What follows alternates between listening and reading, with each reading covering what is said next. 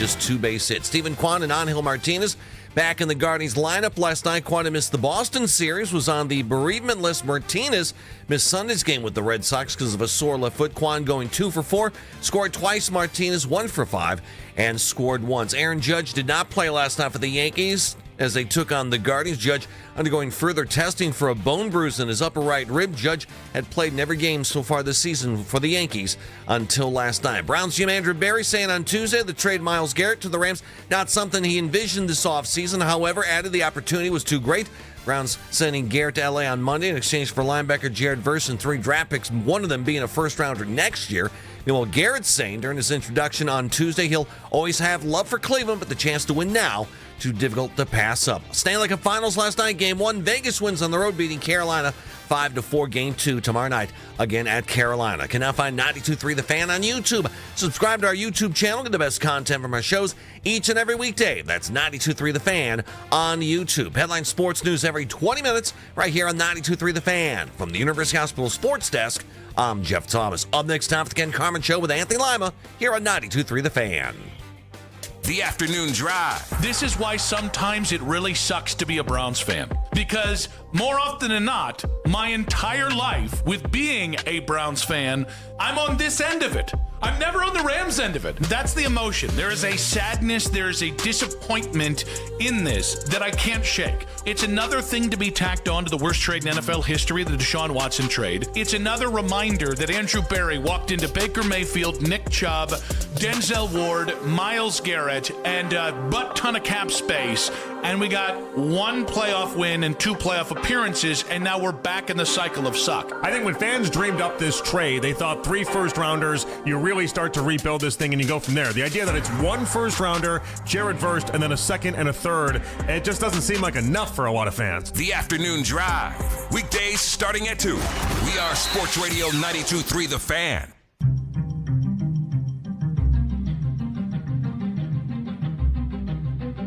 The Ken Carman Show with Anthony Lima. I know you all have heard me say for a number of years at this point that, Myles Garrett, he's a foundational player, Hall of Fame worthy, and a homegrown talent that's been here for the decades. And our intent was to have him be a one-helmet player for his career. And that was the truth. There are moments, particularly in my job, where opportunities come up that, quite honestly, are unexpected.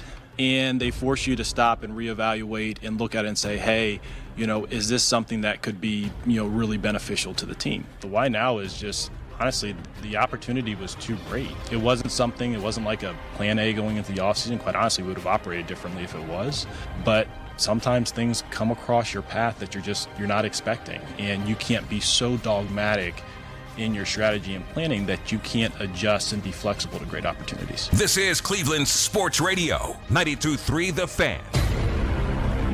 Hi, how the hell are you? What's going on, Kenny? Bad mood, real bad mood to start off the day.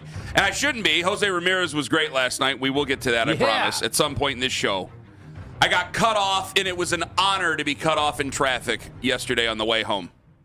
And I will tell you who cut me off. 9:45 this morning. Tell everybody at the end of the show who cut me off in traffic. You want me to do that? Sure.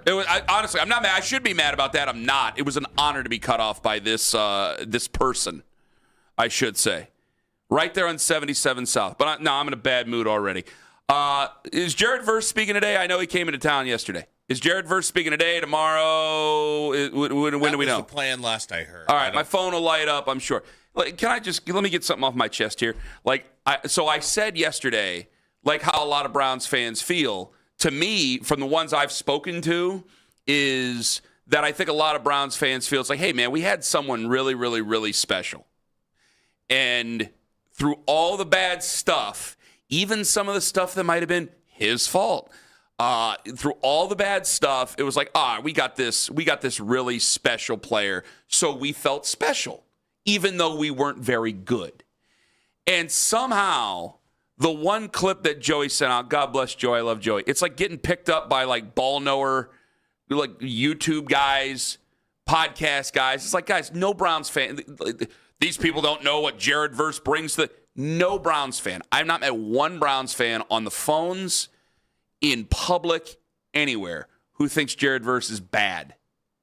This is not about Jared Verse. Yeah, if anything, I think people almost overreacted to the opposite, that people are expecting him to fill the shoes of Myles Garrett. I'm like, you better not do that. You better not assume he's going to get like 18 sacks next year. Yeah, because that's not happening. I don't think there are a lot of people who do. I think they're going, no, this guy's a really, really, really good player. He's more than solid.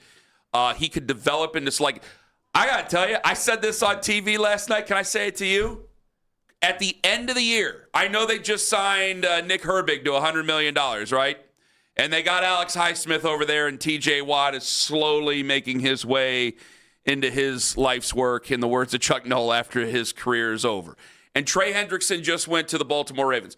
Could I make the prediction, could I make the claim that Jared Verse, a lot of pressure's on Mike Rutenberg, could Jared Verse be the best pass rusher in the division by the end of the year? Yeah, thank you. Not? Okay, I wanted to ask. Now you whether or not realize, it was a crazy thing. To wonder. Can I wonder? Yeah, I mean, people will probably say, "What? He's only got 12 sacks in his career. He's only going into year 3." Myles Garrett did. I mean, Myles Garrett had what, 20? So that's a lot. That is a lot. 12 and a half. I mean, you go from 4.5 to 7.5. That's a nice number. It just has to be really productive this year. If you use him in a 4-3, if he's not doing some of the other things that he's done, he should be good against the run. He's obviously good against the run. Now, the run thing is something that we've usually told ourselves about other guys, but he should be able to get to the quarterback. I mean, can I predict double-digit sacks this year for Jared Verse? Can I do that?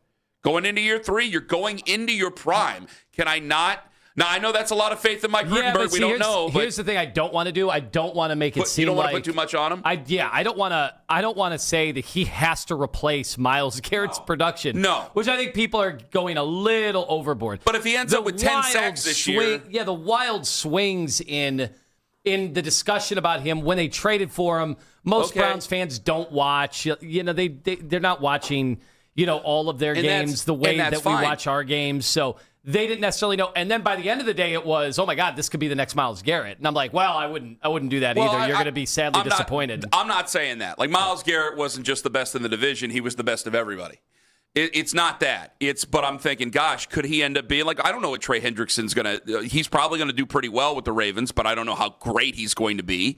And I just wonder by the end of the year, with how their defense is, he is a quote drop off, obviously, from Myles Garrett. But I don't think there's been one Browns fan who has said this guy sucks. Who is this guy? Like, they've learned about him, even if they didn't know about him. I think they think he's really good. I think they're excited for him. I think they've seen the videos of him on NFL.com and him being mic'd up and getting people excited. And I think they want some vocal leadership and a sheriff in the locker room. I know we've had Evan Mobley jokes before about it. Somebody but I think that actually show up to stuff. They want a guy. Yeah, they want a guy who's going to be there and bring this team along, because you need younger, vocal guys.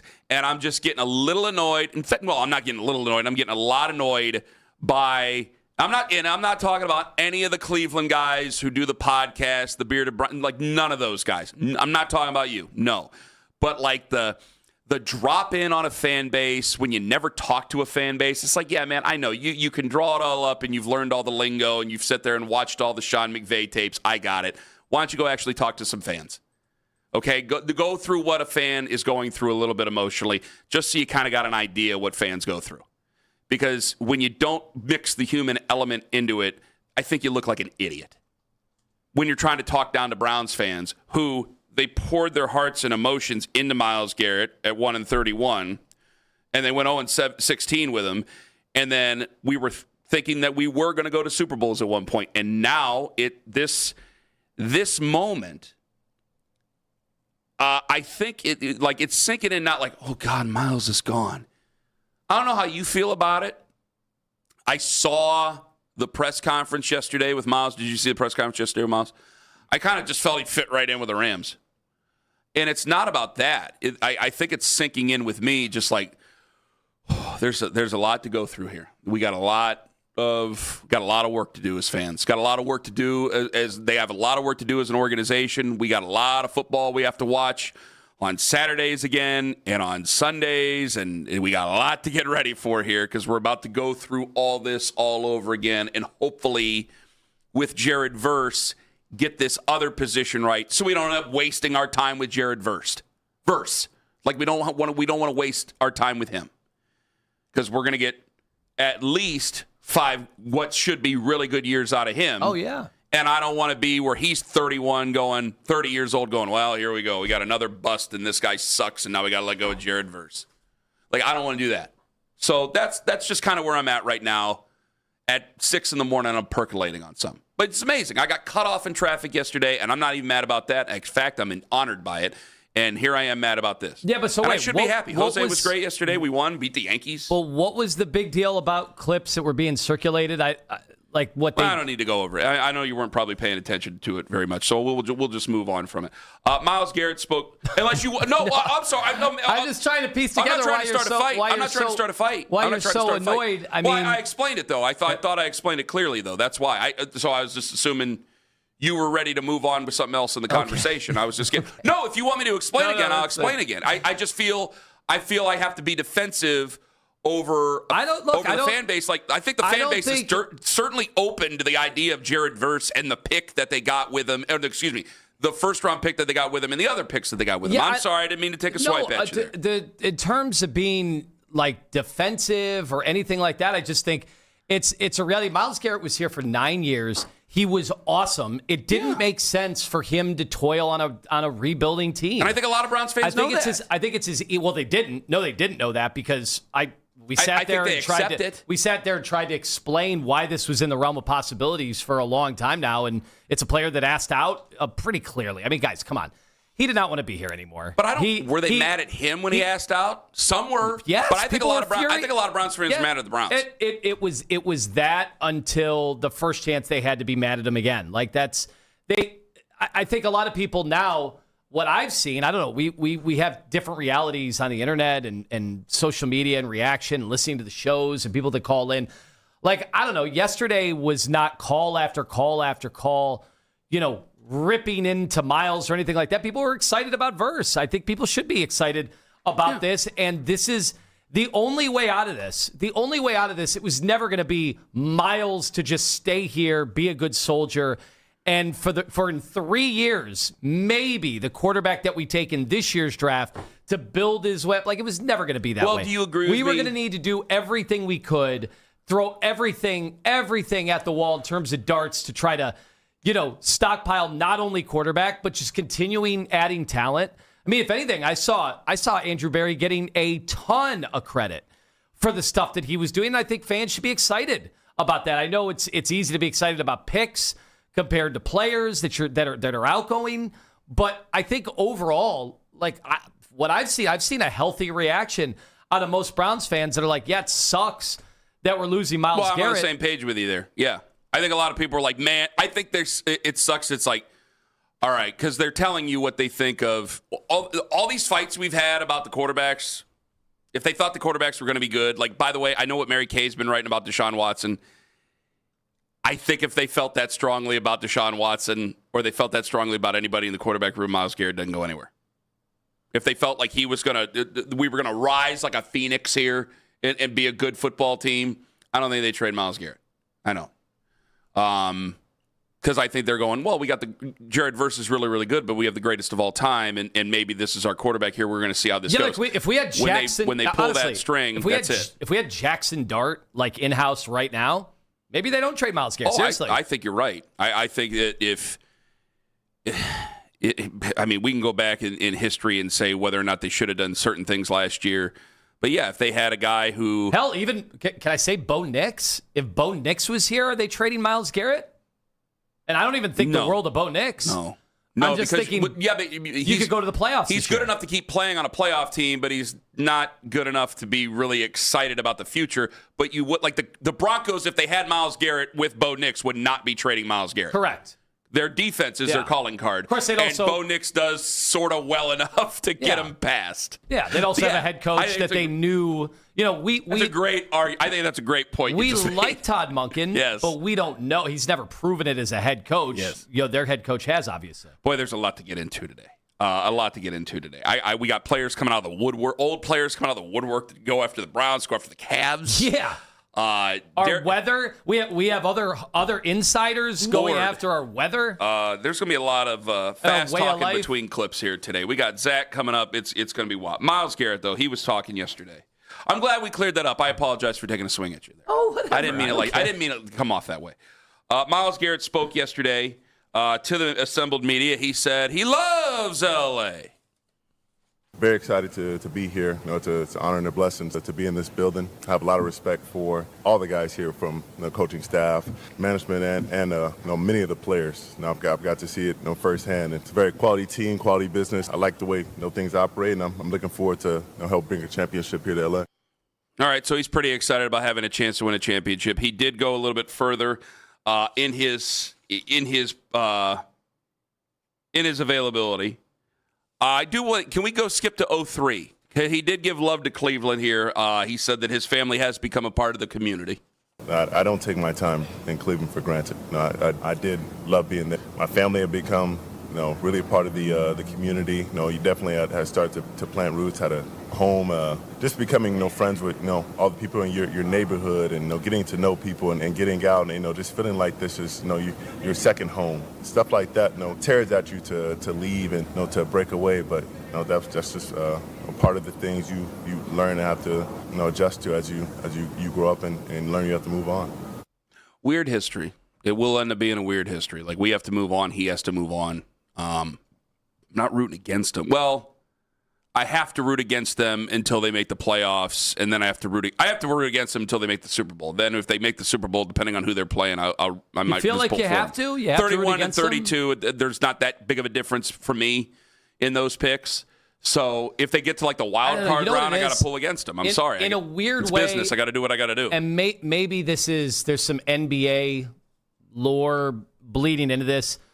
Like in sports, Mike Trout, we never really got to find out, on the biggest of biggest stages. But like the best guys that do this for a living in every sport, you want to see what they could do on the biggest stages. Yeah, of course. You really do. And everybody, not just Browns fans, the entire NFL has been deprived of seeing Myles Garrett on a real contender, like a certifiable contender, with the exception of the 1 year that we ran into the Chiefs and, helmets collided, and that was the end. A ball fumbling over into the end zone, and that was it. That was that for our chances. And now I feel like, in a way, and this is cruel, and for Browns fans, and we are certainly, three of them right here in this studio, like, it sucks, it's bittersweet, but now we get to see kind of what should happen with a guy as talented as Myles Garrett. We don't always get that. And now we get to see just how good he is and what we get to tell our grandchildren about whether or not he can truly be one of the best to ever put a helmet on. So you get let me ask you this real quick. You got a 2028 second rounder. Is that what it is? And it's 29 third rounder? 27 first, 28 second, 29 third. All right. So do I have to sit there and root against him for 3 years, or we just got the first round pick and we need the quarterback this year? So I don't hope anything personally bad happens to him. I don't wish injury or anything. I just hope they lose. I have to. It's a business. I have to. Yeah, I have to do what's best for the Browns. I get that, there's nothing personal. But you rooting for or against is not going to change how dominating and how awesome Myles Garrett is. So I don't think it serves you any better to sit there on every play dialed in, going, I hope Myles gets triple teamed and doesn't do anything on this play. Like, I just think it's going to come. He's going to be awesome. He's going to be amazing. The Rams are, unless Stafford gets injured, they're going to be really good. Who knows? Even if Stafford gets injured, they'll probably still be really good. So I don't want you to lose. I don't want you to be anxious or have it ruin your NFL football season if the Rams are winning games week in and week out. I got to worry about the Browns first. I don't think I'm going to be despondent if the Rams win football games, because I think they won a lot of football games, so there's no point in me being despondent. They've won a lot of games without him. I think they'll be okay. If I'm watching the 4 o'clock window and you click in right before Sunday Night Football and they're playing the 49ers and they're driving and they're down by 2, I hope that Matt Stafford throws a pick. I have to. I need the very best pick. And then next year, go out and do whatever you got to do. I got my guy. We'll see where it goes. I got nothing against you. 7 times. All right. So I'll watch in prime time. 1, 2, 3, 5. And it'll be more than that. It'll be more than 7. It's not personal at all. They play on Christmas Day. He's a great football player here. It's not personal, but I have to hope for what's best for my favorite football team, and he no longer plays on it. Ken Carman, Anthony Lima. Hey, do you believe anything Andrew Berry ever says in a press conference anymore? Do you? I don't think he ever did. Well, I think that we found our Waterloo coming up in 5 minutes on The Fan.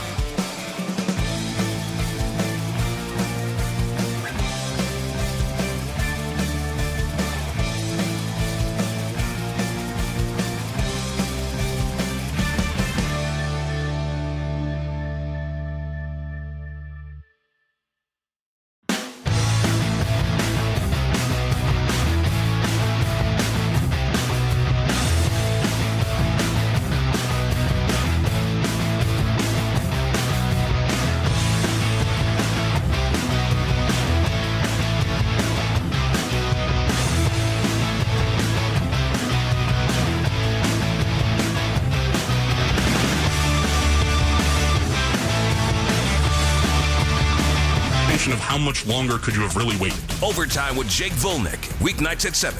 We are Sports Radio 92.3 The Fan.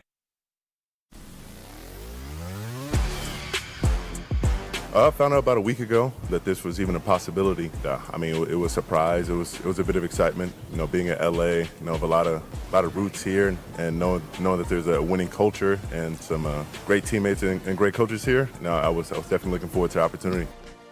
Coming up at 6:43, Jim Schwartz broke his silence yesterday on why he's no longer with the Cleveland Browns. You'll have to hear that. It was surprising. Again, Jim Schwartz spoke yesterday. What did you think about the timing of that? Darius Garland spoke yesterday. What did you think the timing of that? All that timing was... Well, the timing of Darius Garland actually makes sense. Cavs are out, getting ready for the NBA Finals. I'm like, okay, that made sense. But I put my phone down. I picked my phone back up. I'm like, hey, did you see Jim Schwartz? I go, Jim Schwartz did what? And then I saw the Lonzo Ball, and I'm going, well, Lonzo Ball would be a little bit surprising, but after Jim Schwartz, it's like I made the joke. It's like, this is like the Royal Rumble. And it's like there's going to be some numbers that are pulled that are going to be really surprising, and then there's going to be some numbers like, oh, I remember him. Like Lonzo Ball. Lonzo Ball's an I remember him guy. Flat out. Miles said he found out about a week ago. So if they wouldn't have traded him, was he coming next week? Yes. So this was all going to be normal. Let me ask you that. Now, that's a weird question, I know, because we want to get to the what Barry had said about it and about the trade. Actually, I think we should do it now because it seems that the Rams had called a lot sooner than all this. Here is Andrew Barry, and he kind of puts it on the media in so many ways that the trade was done. I'd like to sit here and say it was some grand master plan, but it really wasn't. What it did do is, honestly, probably because of a lot that was reported, that is what originally caused LA to reach out and check in, and we said, hey, look, he wasn't available. To their credit, they were really, really persistent, and then really things kind of picked up after the draft. See, that I don't think the fans that are still outraged today and aren't really talking about verse and how does a organization trade away a Hall of Famer, they don't want to hear credit to another organization for being persistent. That's all it takes. That's all it takes is for one team not to take no for an answer, and then we lose the best player we've ever had in our lifetime. Like, fans don't want to hear that. So, in a way, I mean, do you kind of hope he's lying there? Because a lot of people just assume he was lying. Like that it was only the Rams? No, that the door was always open. Basically, the whole league knew you could trade for Myles Garrett. You just had to know that he would accept it because he had a no trade clause. No, and that obviously the Browns would have to be accepting of the return. I don't know because there's going to be. You can't, like Albert said it, I think, yesterday, and I think he was right. Like, you can't sit there and, like, if you're going to do something like that, you had to do it with one team. Like, you couldn't sit there and... I heard that, and... I believe Albert, and I agree with Albert. You didn't believe him? Do we not... Or you didn't agree with him, I should say? I didn't agree at all, because I think we've always known, like, Myles was going to accept a trade to a real contender. He would have accepted a trade to the Eagles. Yes. Maybe the Cowboys just because it's Dallas. And so to act like we had to keep walking on eggshells and be super quiet or else it would disrupt what? Myles clearly didn't want to be here anymore. He wasn't going to show up to anything. He wasn't even going to talk to your head coach. What were you worried about? Now, were you worried about spoiling like another team? So that's your job as Andrew Barry is to get pretty close to the best damn offer you could for Myles Garrett for the Hall of Famer. You can't trade him pennies on the dollar. He took the first offer that was made, right? Well, as far as we know, it's the only offer that was made. But no, I agree with Albert. You think they haven't taken calls from other teams? You think this? Oh no, a bunch of teams. Are you believing Andrew Barry that only because the media talked about? Where do you think the media got reports at all? Because clearly other teams have been talking to Andrew Barry. Anthony, I think I obviously can't believe you guys are taking Andrew Barry at his word. He was asked about it afterwards. I'm not taking Andrew's word for it. I'm taking Albert's word for it. That's what I'm saying to you. Andrew and Albert are different people in different names. I'm taking what Albert Breer said. So you believe that the NFL all thought there's no chance Myles Garrett's getting traded Obviously except for not. the Rams? No. Okay, so why did other teams think he was available? I'm sure. Well, if we can go through this again, what was the other team? Who was the other team that was always rumored? The Eagles. Okay. What's his relationship with Howie Roseman? Good. His brother works for the works Eagles with him. for crying out loud. All right, well, he has a relationship with Les Snead. Him and Les Snead are buddies. So the two teams that we always heard were the closest to being around, I'm sure the Eagles and he talked. But they're not going to have this conversation about the Eagles and him talking. They're going to leave that out. That's the Eagles thing. They're not going to do that. Yeah, the course. Eagles have no reason, and Howie Roseman has no reason to sit there and tell everybody, hey, I actually offered X, Y, and Z for Myles Garrett because he's throwing his friend under the bus, and he's not going to do it. I get that. What I'm not buying in the slightest is that there were media reports pulled out of thin air that Myles Garrett could be available. Yeah, I agree with you there. And now the Rams were like, whoa, holy cow, I didn't know this, even though there had been dialogue in the past with the Rams. Now we're on the same page because I think there was only one team he was seriously willing to talk to. Like if the Dolphins called up, well, the Dolphins are kind of nuts, so maybe he would have answered. Maybe he would have talked about it, but I don't know if Myles would have went there. I think there was definitely places that Myles and they talked about where there would be a possibility he would go, right? I mean, agents talk, things like that. But I bet there were teams that called and Andrew just said, no, I'm sorry, we are not trading him. If you have any other offers for anything else, of course, we can always do business in the future. Have a great day. But I think when Les Snead and the Rams called and you see Jared Verse, you scout Jared Verse, your job is to scout other players. I wonder what he would have done with the Eagles. I wonder who was a possibility with the Eagles. I think that those were two teams that were involved. I believe Albert, though. It's not Andrew, I believe. It's Albert. Now, I don't believe it was necessarily just like a week ago, but I think that there was definitely conversation, and those were the two teams that he was going to talk to honestly and say, all right, what do you got? Those were the only two, because I think he trusts those two general managers that it's not going to get out there and go crazy.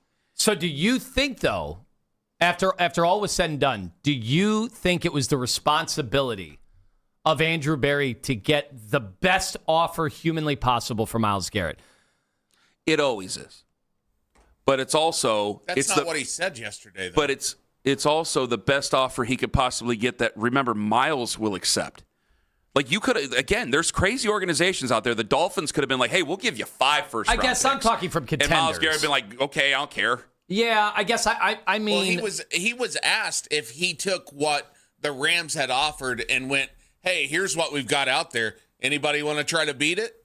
He was asked that yesterday. Yeah, and this is what he said. That wasn't the goal. That wasn't the goal of Myles. And if we were to trade Myles, it's a very narrow universe of deals that satisfy it. Everyone wants to have a Myles Garrett on their team, but not everyone can afford that acquisition cost in terms of players, picks and dollars. And so that was not the intent of any of it. And that leads me to believe, going back to even last year, But it doesn't sound like he even tried to shop it. When he was okay, but what I'm going back to is when you go, I'm not trying to believe him. I'm believing Albert here. This is what I'm believing here, because I'm trying to put together the reasons for it. The reasons for it might be last year when he wanted to trade, when Myles wanted to be traded, it was probably Rams, Eagles, maybe Cowboys in there, you would assume, especially since they traded Micah Parsons away later. Who the hell knows? Like there's probably like a short amount of teams. Like there's definitely teams out there that Myles Garrett just ain't ever going to play for. It ain't going to happen.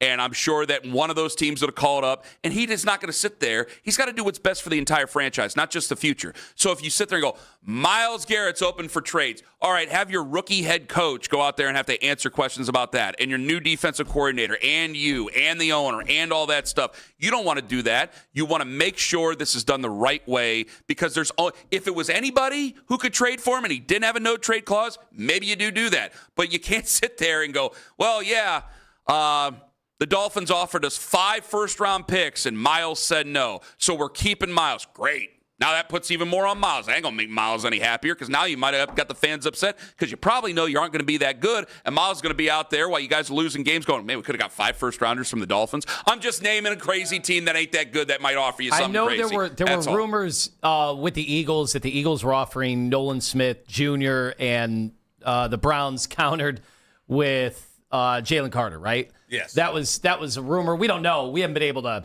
and we'll never know now. Like, why would anybody talk now? Like, if you're the Eagles, you're certainly not going. Now, I would say maybe the Nolan Smith 135 miles an hour. I thought it was 137. Might have gotten in the way of that, but of course, I know our guy doesn't like to necessarily drive the speed limit, so I don't know if that would have been a problem. Do they trade their points back and forth? full license if you trade the points. Sorry. Yeah. I'm just saying. I agree with. I believe Albert. I agree with Albert. I don't believe Andrew. Like if you're asking me if I believe anything that Andrew says in a press conference, again, no, God, no. We're getting through. I didn't really believe him before, and I really don't believe him after all this. So he was asked about Denzel Ward, and I'm sure we'll play that later because we got the clip show going on today with everybody who talked. But like if he was asked about Denzel, you notice he didn't actually say no when he was asked about Denzel yesterday. That was immediately clear to everybody. So we might have to go through all this again by November. It won't be as big. Denzel's a great player. It won't be as big, but it's still going to be a conversation. All right, coming up in 5 minutes. I said it. It's going to happen. Jim Schwartz on why he left the Cleveland Browns. He breaks his silence in 5 on the Fan. XTEND 8.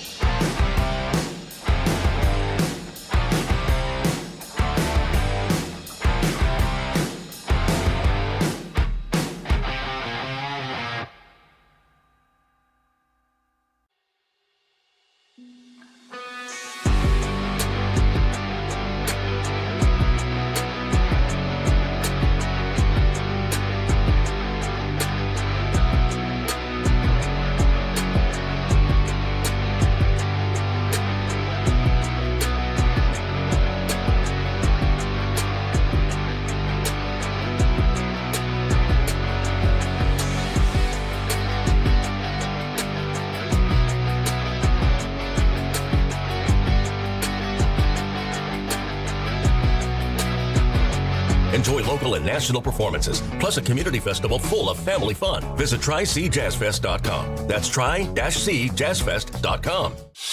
In your weeknight with the best segments of the day. The Fan Rewind. Weeknights at 11.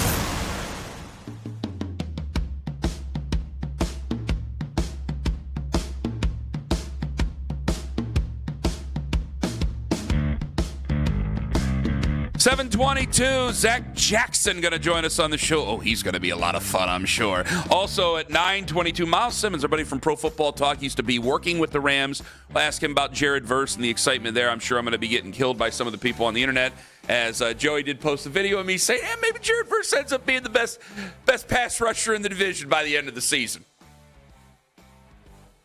I wouldn't say he is currently, but maybe 17 weeks is a long year to amass a lot of sacks. Took Miles 17 to get number 23.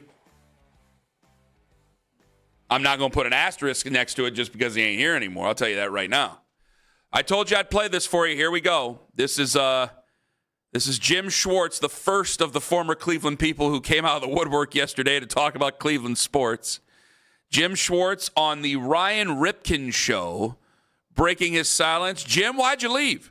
The Browns made a change at head coach. They passed over me with all the success that we had and the ability to develop players. Our best players had their best years. And that was the decision they made. They wanted to go with an offensive guy. They chose Todd. I'm fine with that. They can make decisions that they want to make. They can't expect me to stay on board for that. Anybody that's in any business, you get passed over for a promotion when you've done a really, really good job in your job. It's time to go. Todd deserved his own guy. A forced marriage isn't going to work in the NFL. Having command of the players and having command of the locker room, all those things are extremely important. I didn't feel like I could do my job after getting passed over for the head coaching job. Put me in a tough position. Hey, we want you to listen to this guy, but we didn't want to make him the head coach. I made the decision to resign. As a result, we weren't one of the best defenses in 3 years. We were the best defense in 3 years. The decision they made, that's their decision. But to expect me to stay and to be on board for that, that's just a tough situation. And it wouldn't have been good for me, and it wouldn't have been good for Todd. So it was best for him to get his own guy in there as opposed to just having an arranged marriage and maybe having some players more loyal to me than him. I'd never been around that before. That all went into decision. I wasn't upset about it. I was disappointed about it. My experience told me that wasn't going to be a situation that was going to work.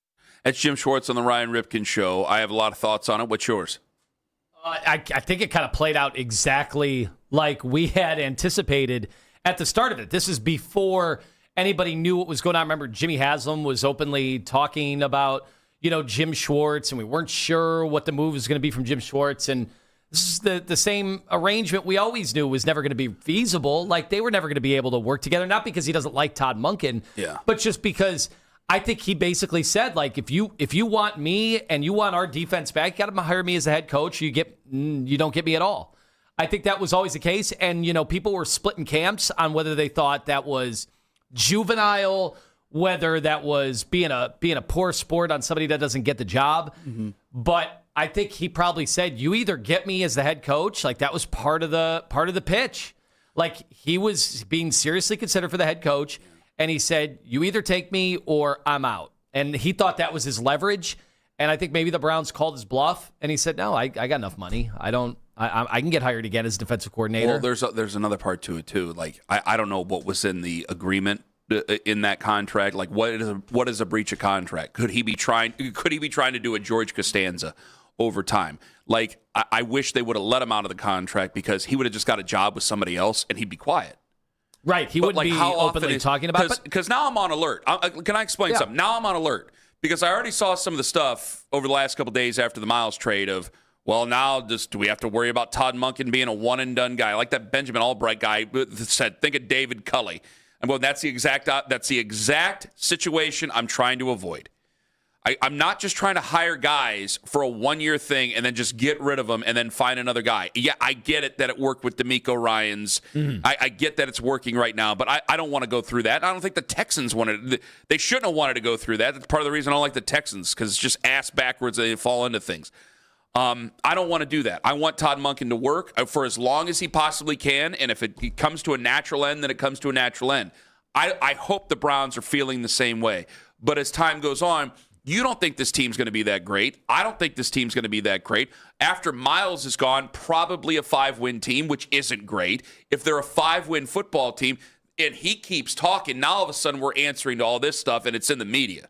Because if Jim Schwartz just keeps saying, because he doesn't care, he's got more money than God. That's why he's doing these interviews, and maybe he is trying to get out of a contract, even though the football season's about to start, so it's not like he's going to go find another job, but hell, he could be looking Vrabel-wise and just go, well, I could be on as a consultant somewhere if I really wanted to, but I'm free to go and look around.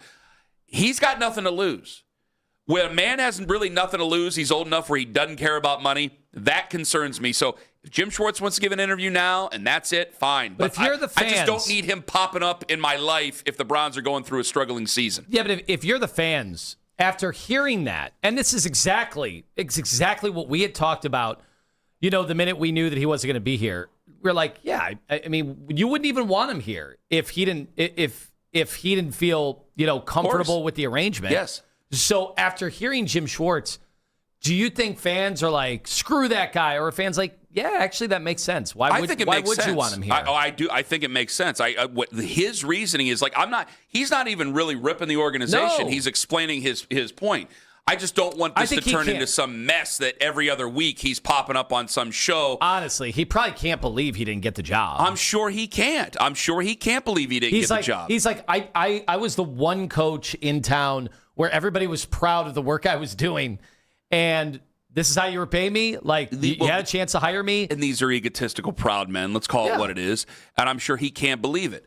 But the way he described it, I don't want to paint him out to be a villain. I think it's natural. When they selected Todd Monken, you can go back and check the tapes. I said we got to be done with Jim Schwartz. You can't put these guys together. Yeah.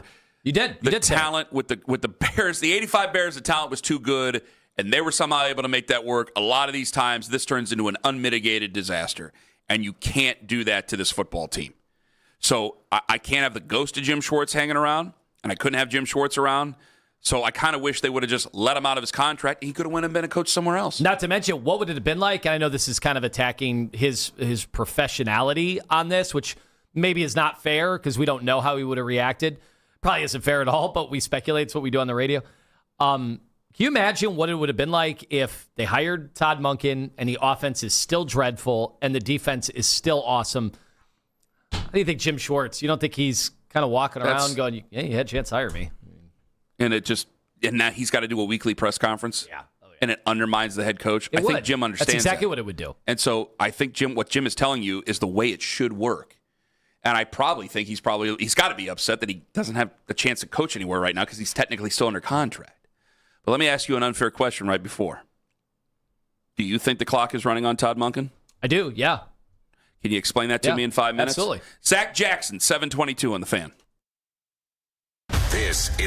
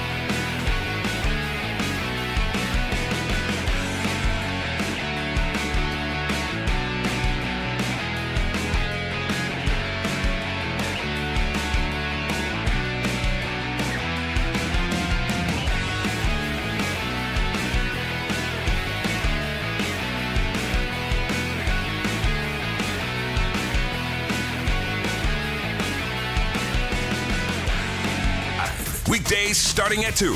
We are Sports Radio 92.3 The Fan. Todd was excited in terms of the deal. He understood the short and long-term, benefits. Again, it's not about not wanting a Myles Garrett on your team, but he's very excited to have Jared. He's very excited to have, the additional resources. And Todd's really smart. Like he understands the short and long-term ramifications. He does. Now, there could be some short-term ramifications according to some people out there. I don't want to believe this. But because, hey, I think it's just been proven over the last several weeks, just because I don't want to believe something doesn't mean it ain't going to happen. So there's a lot of reality that maybe I need to see here. We got Zach Jackson joining us at 7:22, and we just played the Jim Schwartz, why he didn't come back, why he refused to. And I thought it was a great answer, and I totally agree with what Jim Schwartz said. I think there's a lot of common sense there. And I think he did a damn good job of saving us from a mess. Because I don't think they're going to win a lot of games. I think they'll be a 5-win team. Now, again, you can have some talent on that football team and win 5 games. You've had talent on this team before and have won 5 games. We won 4 games, had 6 Pro Bowlers one time, back when the Pro Bowl kind of meant something. I want to point that out to everybody. Like when people said, how can you say that we're only going to win? We had 6 Pro Bowlers once. We won 4 games. Now that that's pointed out, I think Jim saved us a lot there, because had he came back and he's the defensive coordinator, and I pointed this out to you over the winter, he's going to be asked every single week, because they have media obligations, coordinators do. He's going to be asked every single week if they lose games, what's going on and what's going on with the offense over there, Jim. And you were supposed to be up for the head coach. Does that bother you at all? You think no one in the Cleveland media is going to ask that question? Hell no, they're going to ask that question. And now that you've traded away Myles Garrett, you do get Jared Verse back. This is why I hope this wasn't just some spur of the moment thing. I hope this was considered for a while. I hope this was in Andrew Berry's head since last year. I hope that Les Snead, they said that Les Snead had reached out in 2022. I think that was an Athletic article, that they've been kind of looking after Myles and seeing if they could go after him since 2022, which would have made no sense after they traded for Deshaun Watson. You're not going to get rid of Myles Garrett. At that time, you're not going to get rid of Myles Garrett. I hope that he's right, because it would make me believe, all right, you've made this decision with Todd Monken for the future, not just for the right now. When I see that David Culley crap being put out there by some people, I hate Coach Search Radio. We talked about it all during the coach search. I don't want to do this again. I like Todd. I don't want to get to know any. I barely know this guy. Honestly, I don't want to have to get to know any other guys. It sounds crazy because they don't have Myles Garrett now, and everybody's like, "Wow, are you even excited to talk about the Browns this year?" I'm like, first of all, I am. There's a lot of young talent on the offense. I actually can't wait to see it. I never had expectations of a high win total this year anyway. So now I'm curious to see Todd, tough talking Todd, honest Todd. I am interested to see how this goes. With all that said, I did want to ask you this, Kenny. Do you think fans are that tethered to Todd Monken? And the reason I ask that is, let's say they're just really bad this year, okay? And just things go south in a hurry, and now they don't even have Myles Garrett to save them on a game-by-game basis. And Verse is good, but he's nowhere near, that. So in that formula, let's say they're on their way to 3 to 4 wins, okay? Are fans even going to be that tethered to him? Because let's say they have a legitimate shot at the number 1 overall pick. Last year, where would you say Todd was in the power ranking of available head coaches? Where was Todd? In terms of media? In the NFL. In terms of every single person that was available? Yeah. Near the bottom. He was near the bottom, right? Okay, don't say it like that. No, that's not true. He wasn't a name that it's his age. I mean, that's part of it. Yeah. What other teams were talking about Todd Monken as a potential head coach? Didn't he interview somewhere else? Baltimore, did he? Oh, yeah. No, they fired him from being the OC. I thought he still interviewed there, though. I thought so. I swear to God. I swear I thought he did. But we could play that Jim Schwartz clip that we just played and put Todd Monken in. Okay, but could have been that. Okay, so with all that said, let's say they have the number 1 or number 2 overall pick. Isn't there a chance with all the young talent? Now, maybe we think differently about the young talent a year from now if they only win, 3 games. But with all the young talent, with all the draft picks, with how they are suited, you're going to hate my answer. Don't you think like they could be the home of whatever version of Ben Johnson is out there a year from now? Yes. I mean, so don't you think? You're right, yes. I don't think fans are going to be that tethered to him. Okay, so there's what I want, and then there's what I have to accept. And what I want is for Todd Monken to be the head coach for at least 5 years. Okay?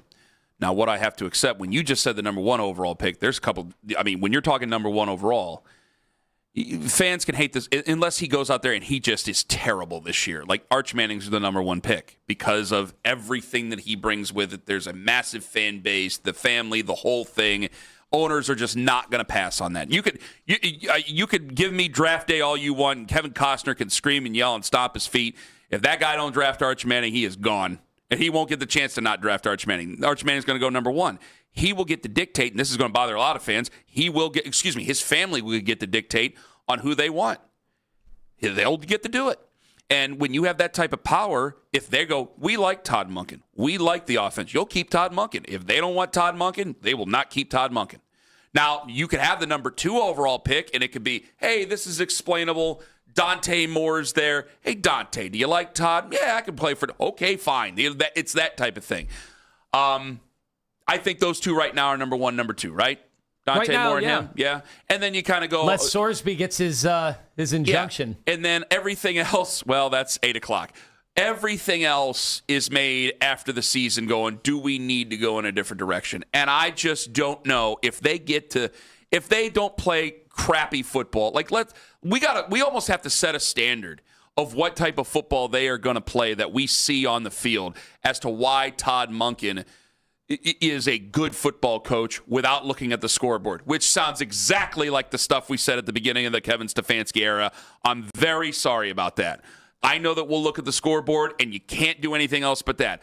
But you know it. If there's no pre-snap penalties, if they look like they know what they're doing, if they just might not have the talent in certain places, maybe we sit there and we look at Andrew Bear going, "Wow, boy, you really didn't do a great job on the offensive line there." I know we compared him to the Bears, but they have Caleb Williams who's running around back there. We have what we have. You might have should have done a better job over this, like you in your offensive line. Then maybe we put it on Barry. We'll probably want to put it on Barry after all this, and we can make not excuses, but these are explanations for why it happens. I will, because of this move, because of everything that's happened, I will empty the chamber. I can guarantee you. If I was willing to do it for Kevin, I'm going to empty the chamber on excuses for Todd Monken if we have to do it. And you're going to have to yell at me. So if there's going to be he will have excuses. But I'm saying, you're going to get to use these words against me. You have a memory about what I say. So if they go out and they commit a bunch of pre-snap penalties, don't know where to line up, don't know what to do, there's problems getting plays in and things like that, you're going to go, Kenny, and I'm going to go, yep, you're right. Like, that's going to be, to me, the smoking gun. Because now you can reel. You can reel off of something like this, and this can go in a really bad direction if you make this trade. So now it's going to come down to how can Todd Monken bring these guys together and really – Jared Verse is going to have to, you're going to have to look at Jared Verse and go, do you want any of your time wasted? I know you have a contract coming up, and the Browns will probably pay you because they've made this trade, right? Excuse me. They're going to pay you because they've made this trade. Yes. Yeah. You don't want your time wasted. I mean, look at the guy who just came in front of you. And the fans liked him. They could love you. He wouldn't go out there and do rah-rah speeches. I've seen you on NFL Network. They're going to love you. But you got to be able to carry that flag. And this year might not be the very best year for everybody when it comes up to the scoreboard. But if you can get these guys going, and maybe you do win a couple of games you're not supposed to win, well, then we make this a lot better. We can make this a lot better because it seems that Todd Monken is a plain-speaking guy, and everything I can pick up from Jared Verse seems that he's a plain-speaking guy, and he loves plain speak. And we don't have to sit there and talk about thought partners and things like this. It's just like, hey, man, let's put the chin straps on and let's go. And that's what I like. So there's a lot of emotions to this that's going to play into this season, not just wins and losses. 216-474-0092. Problem is, I'm already getting the tweets about how Domo says, you want to give me the who's the social media reactions brought to you by, Owen? Scheiben Jewelers, Cleveland's premier jewelry store. Domo already saying Todd Monken was a one and done HC. Nick in a car, tell me different. Come on, Nick. Well, good morning, boys. I'd just like to know, at what point are we allowed to have more? At what point are we allowed to expect that we're going to be a competitive football team. It's always, Lima, you just said it, like, I wasn't expecting a lot of wins. Okay, so is like 2028, is that the magical year with the young quarterback that we're going to supposedly have? After they take the quarterback next year is when I expect to start making progress again. I'm sorry, Nick. I can only be honest with you. I'm sorry. Right, so the quarterback that we don't know who it's going to be, and if we do somehow figure out a way to win 7 or 8 games, because they do have an easy schedule, and they're probably going to trot out Deshaun Watson as the veteran. Oh, you're talking about this year. Healthy, and that's what I'm saying. So, I mean, if you win more games than because we won more games last year than I think a lot of people thought, especially there towards the end.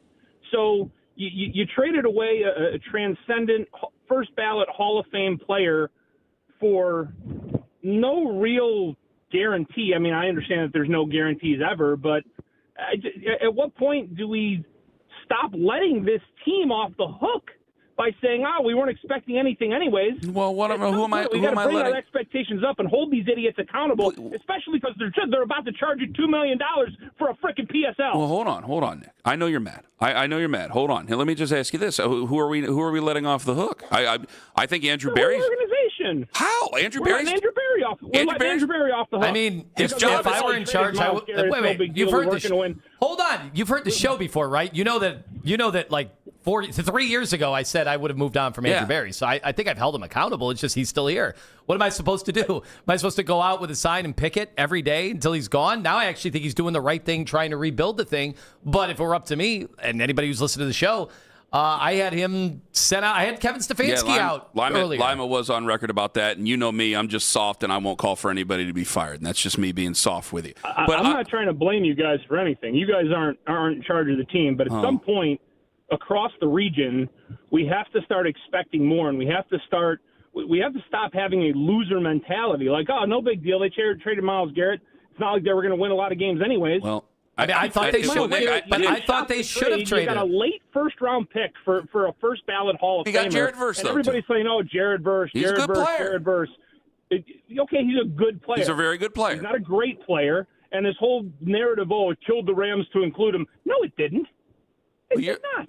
Well, who said they killed the Rams to include him? No one is. They're saying that to be nice. I've heard that a lot. That the Rams didn't want to include him, but it was a must-have. Andrew Berry had to have Jared Verse, or the trade wasn't going to happen. No, I do believe that. I do believe that because I don't know if they were going to go that deep into the draft. So I believe he had to have Jared Verse. Are you saying though you would have rather had a draft pick from the Rams that could be anywhere in the high 20s than Jared Verse? I think it is. What's the word? I think it's negligence on Andrew Berry's part that he didn't shop the deal. It's not like it was a take it or leave it from the Rams. Do you want me to ask? How do you not go to another team and try and see if you can get more? Well, Nick, you didn't get enough. I explained at 6:20, and thank you, because you know what? I'm going to ask Zach that question for you, Nick, when we come back at 7:22. But I said at 6:20 why it wasn't negligence. And you can go back on your free Odyssey app. Brought to you by the wonderful people at Integrated Restoration, your local experts in water, fire, and storm disaster restoration. There you go. But for Nick, fired up caller, I will ask Zach Jackson that question right out of the box in 5 minutes on The Fan. Anthony Lima.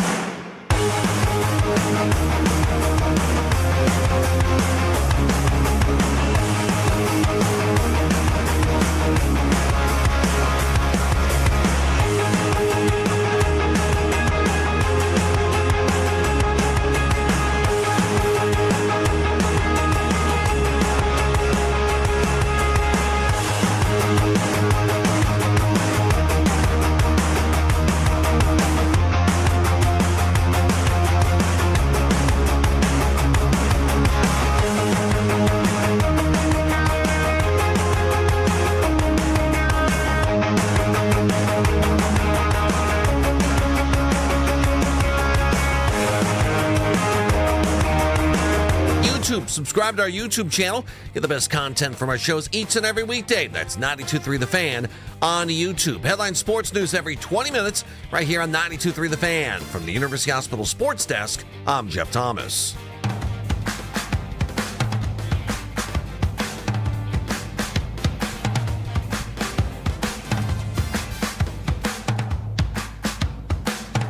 Remember, all guests appear on the Wise Heart Right. We make it right. Call Kyle Wright hotline. And Zach Jackson is the latest one and one of the very best. And he joins us from The Athletic at Akron Jackson on social media.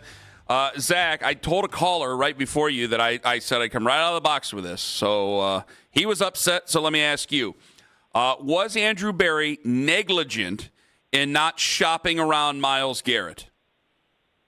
I think that's one of the things that's the nuance of this, Ken, and what Andrew Berry said is what he said. It's not necessarily maybe how it went. Teams like crazy called in February 25, and they were told something like no or something like there's no way that you're going to meet our price.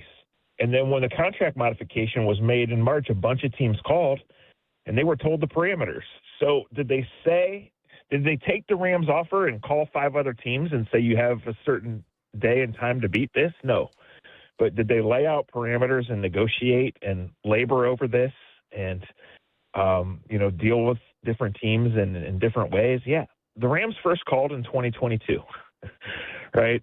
So, there was a negotiation. So I understand that part, and I understand maybe wanting a little more in return.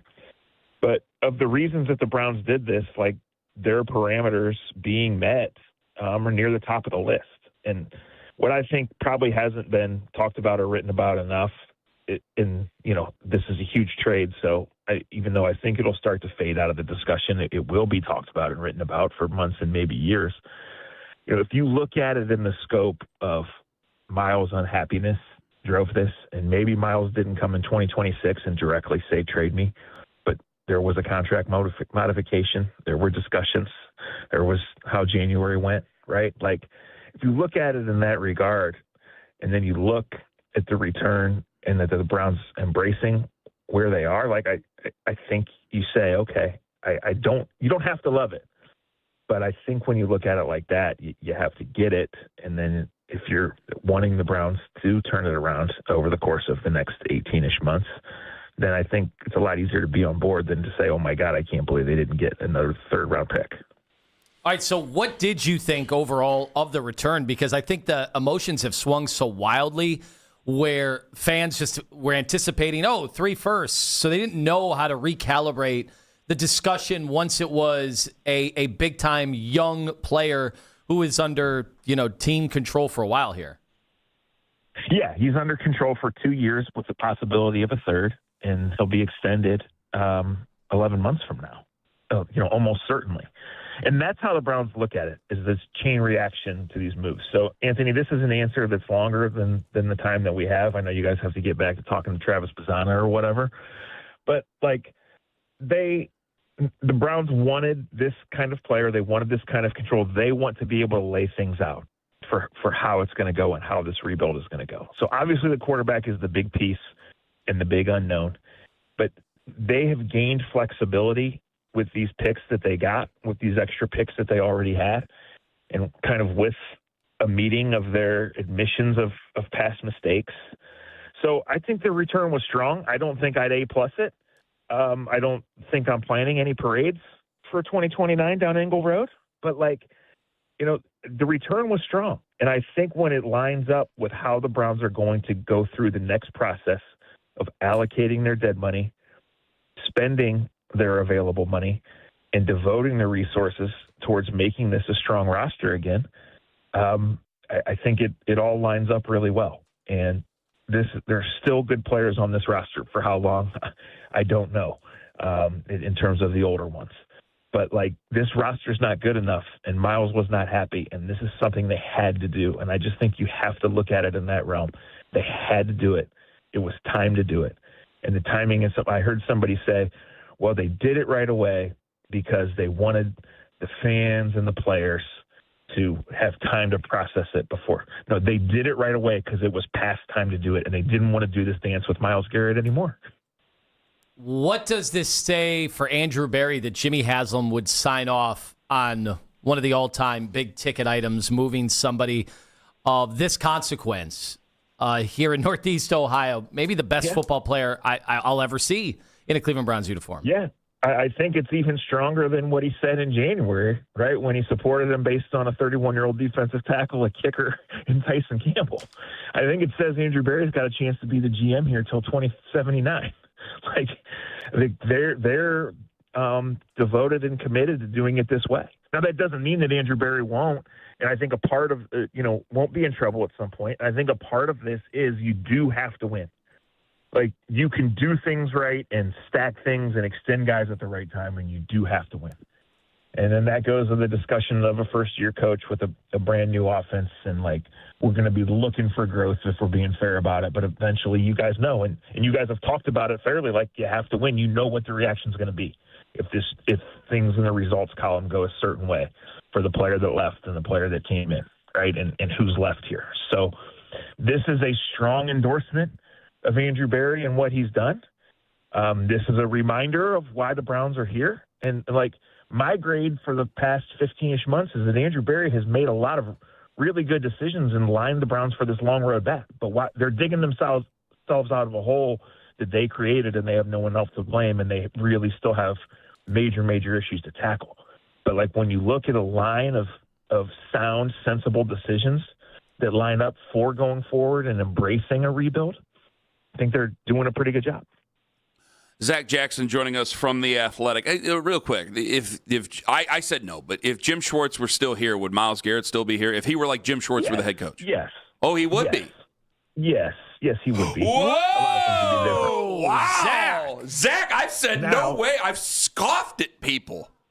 Scoffed. Yeah, he would be. Now look, if this didn't get done for whatever reason, that they wanted more, or the Rams balked, or something else happened, this would still be in play through September 7th. And then the only, what this deferred payment did is they would have had to pay him $10 million more on September 7th.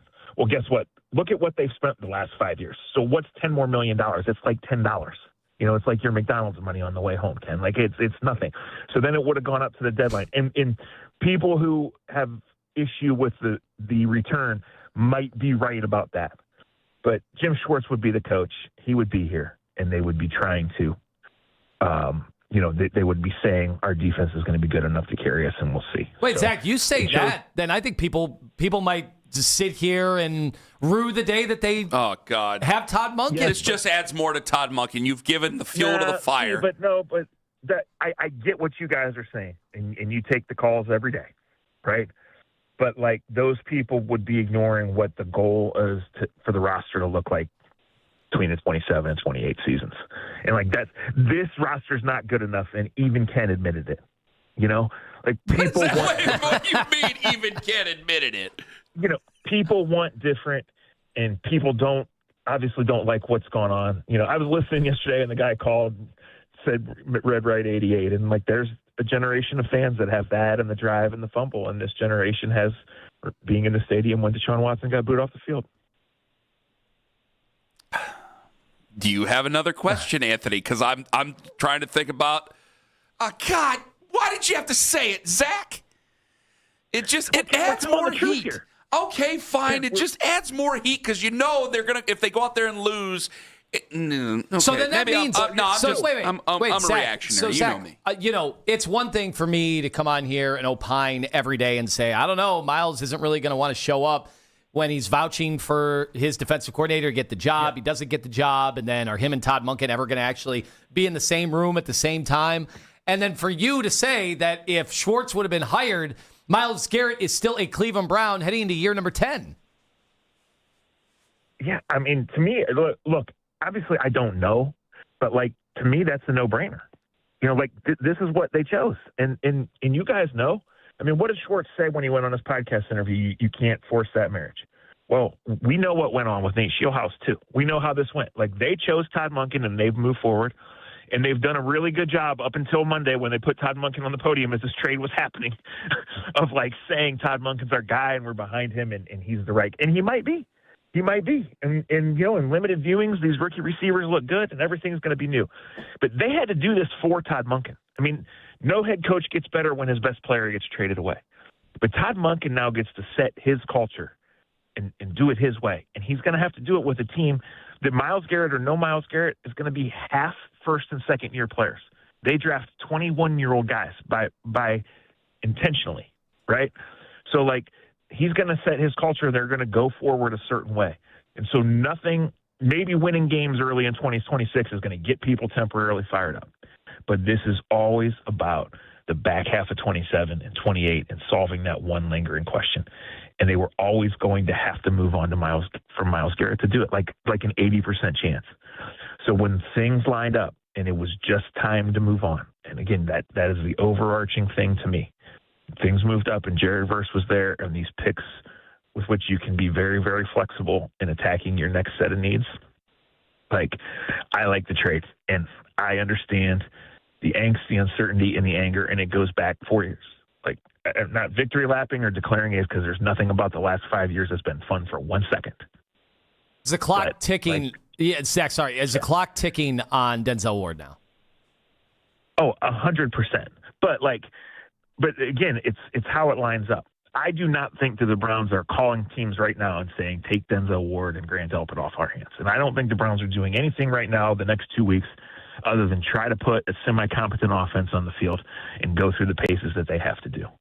But when things get a certain way and when deadlines force decisions at quarterback and with the roster and who else calls, you can subtly make moves that land you in the top 5 in next year's draft. And you can then take these calls and kind of repeat in a different way what you just did, which is embrace where you are and where you need to be. And when the value's right and the deal is right, you move on from these guys. I forgot Grant's only signed for 1 more year. Malik's only signed for 1 more year. Denzel's signed for 2 in big numbers, but he's a guy that would bring huge value. I mean, I think Tyson Campbell's going to be here. His contract balloons after this year. It's a huge year for him.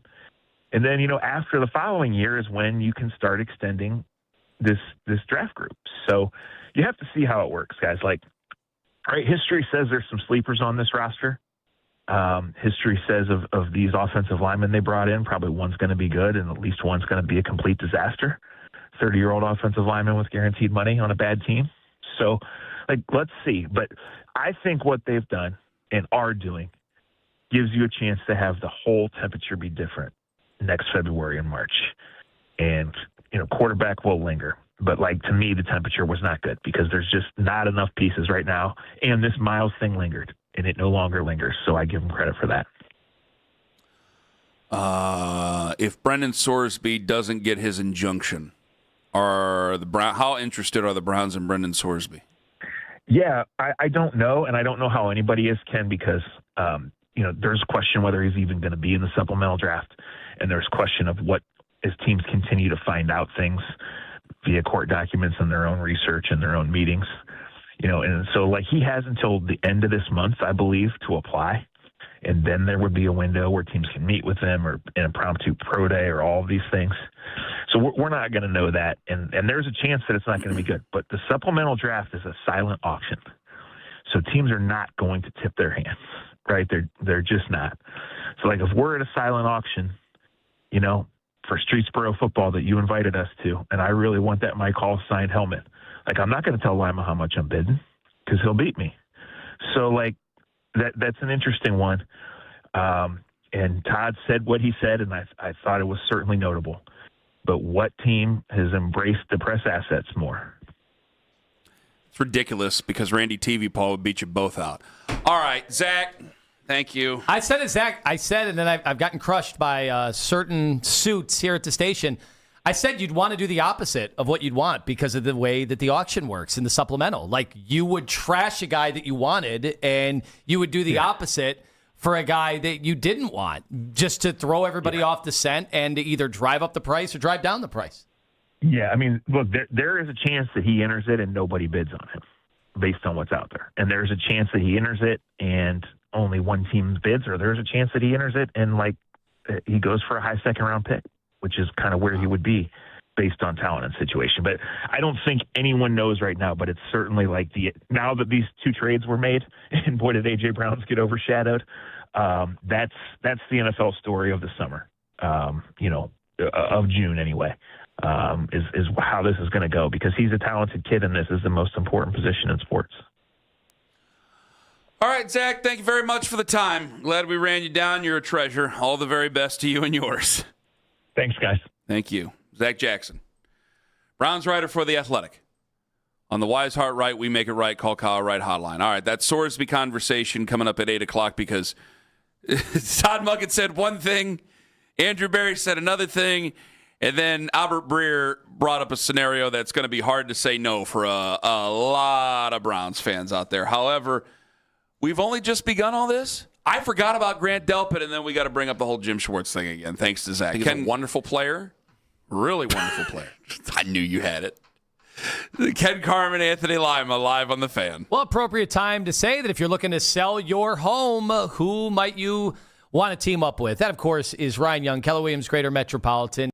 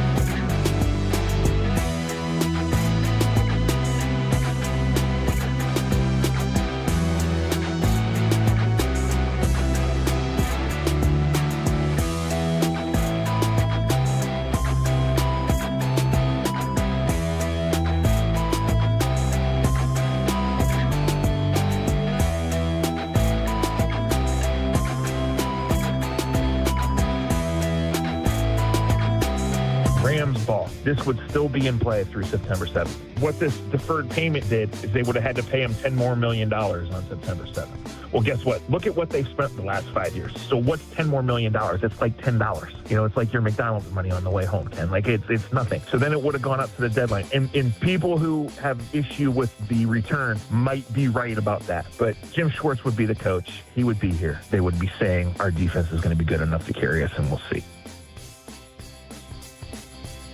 I was really shocked by that answer. I got to tell you, man. Were you shocked? Yes, I was shocked by that blown away. Because we had openly kind of talked about it and dismissed it yesterday.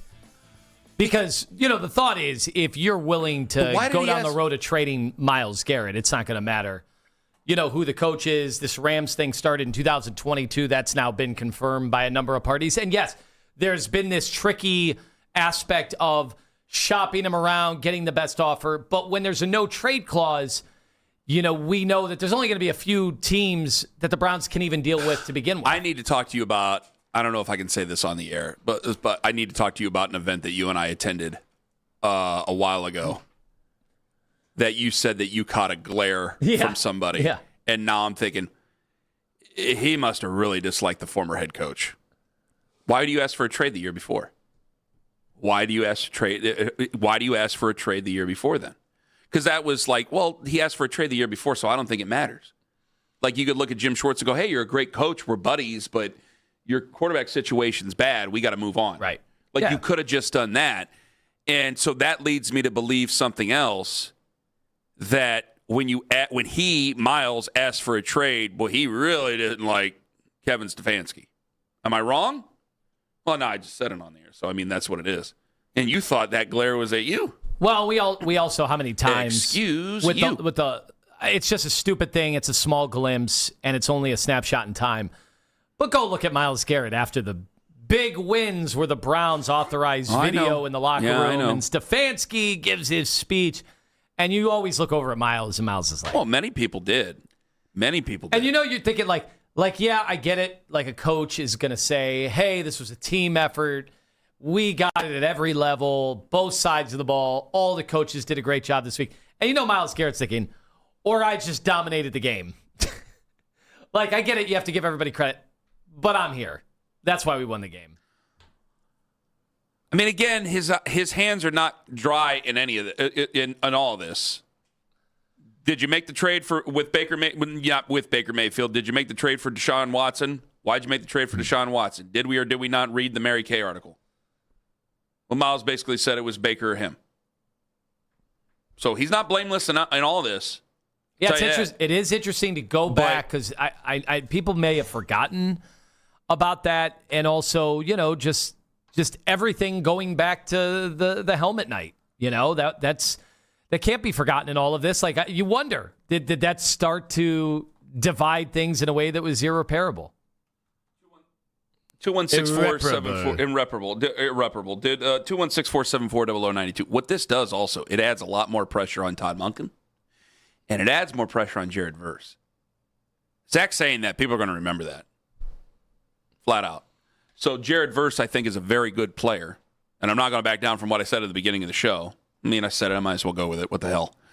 And he is a very good player, but if, like, Jared Verse, if he gets double teamed and like, if you're taking away Denzel Ward and you're taking away Grant Delpit, it makes me worried about Jared Verse's effectiveness.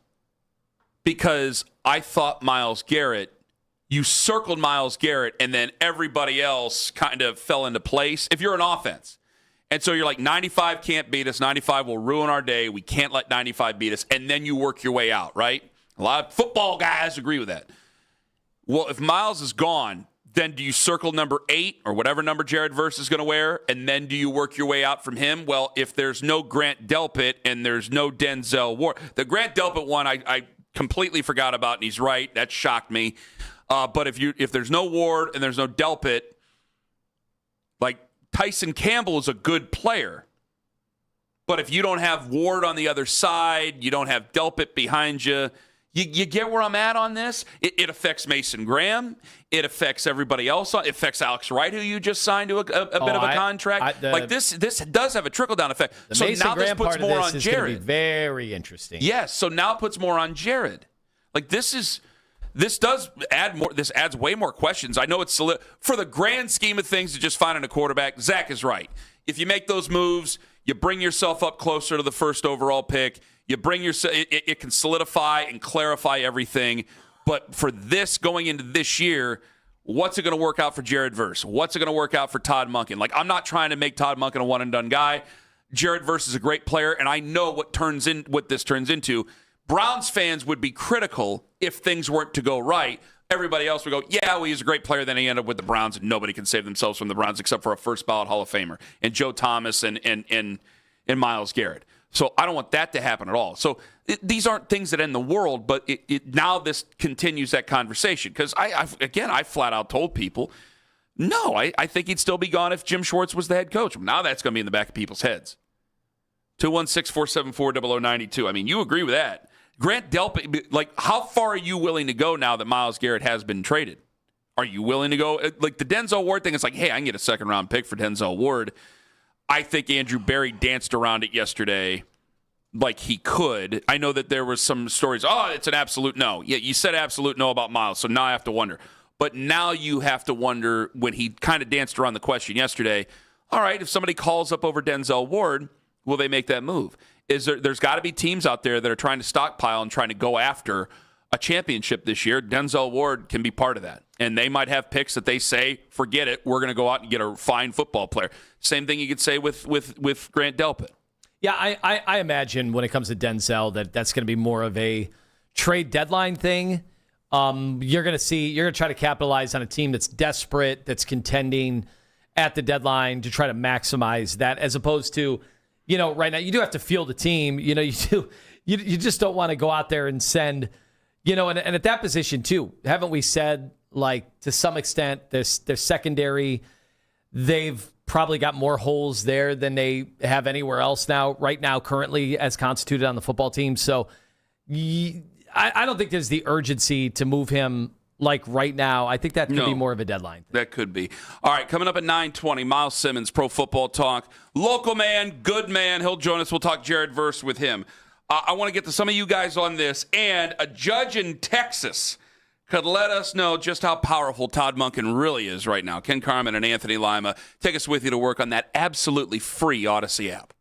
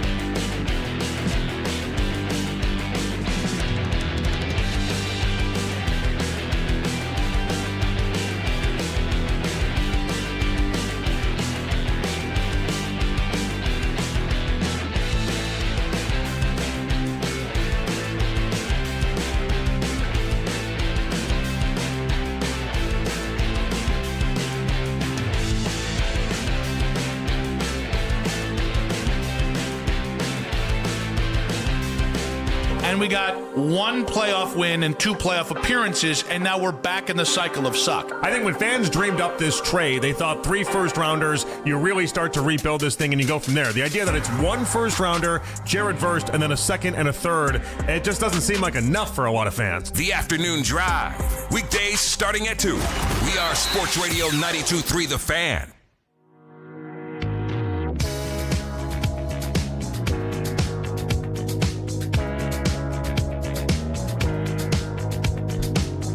.822 Darius Garland said that now was a good time to dance on the Cavs' grave.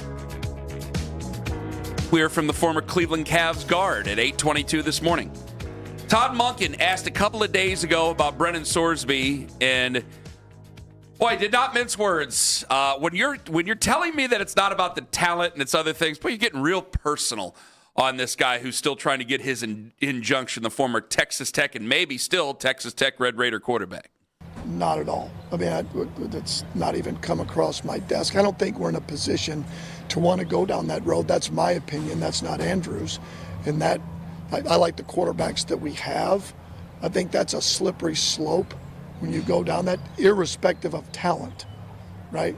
In terms of the situation he's put himself in. Like we all know what that is.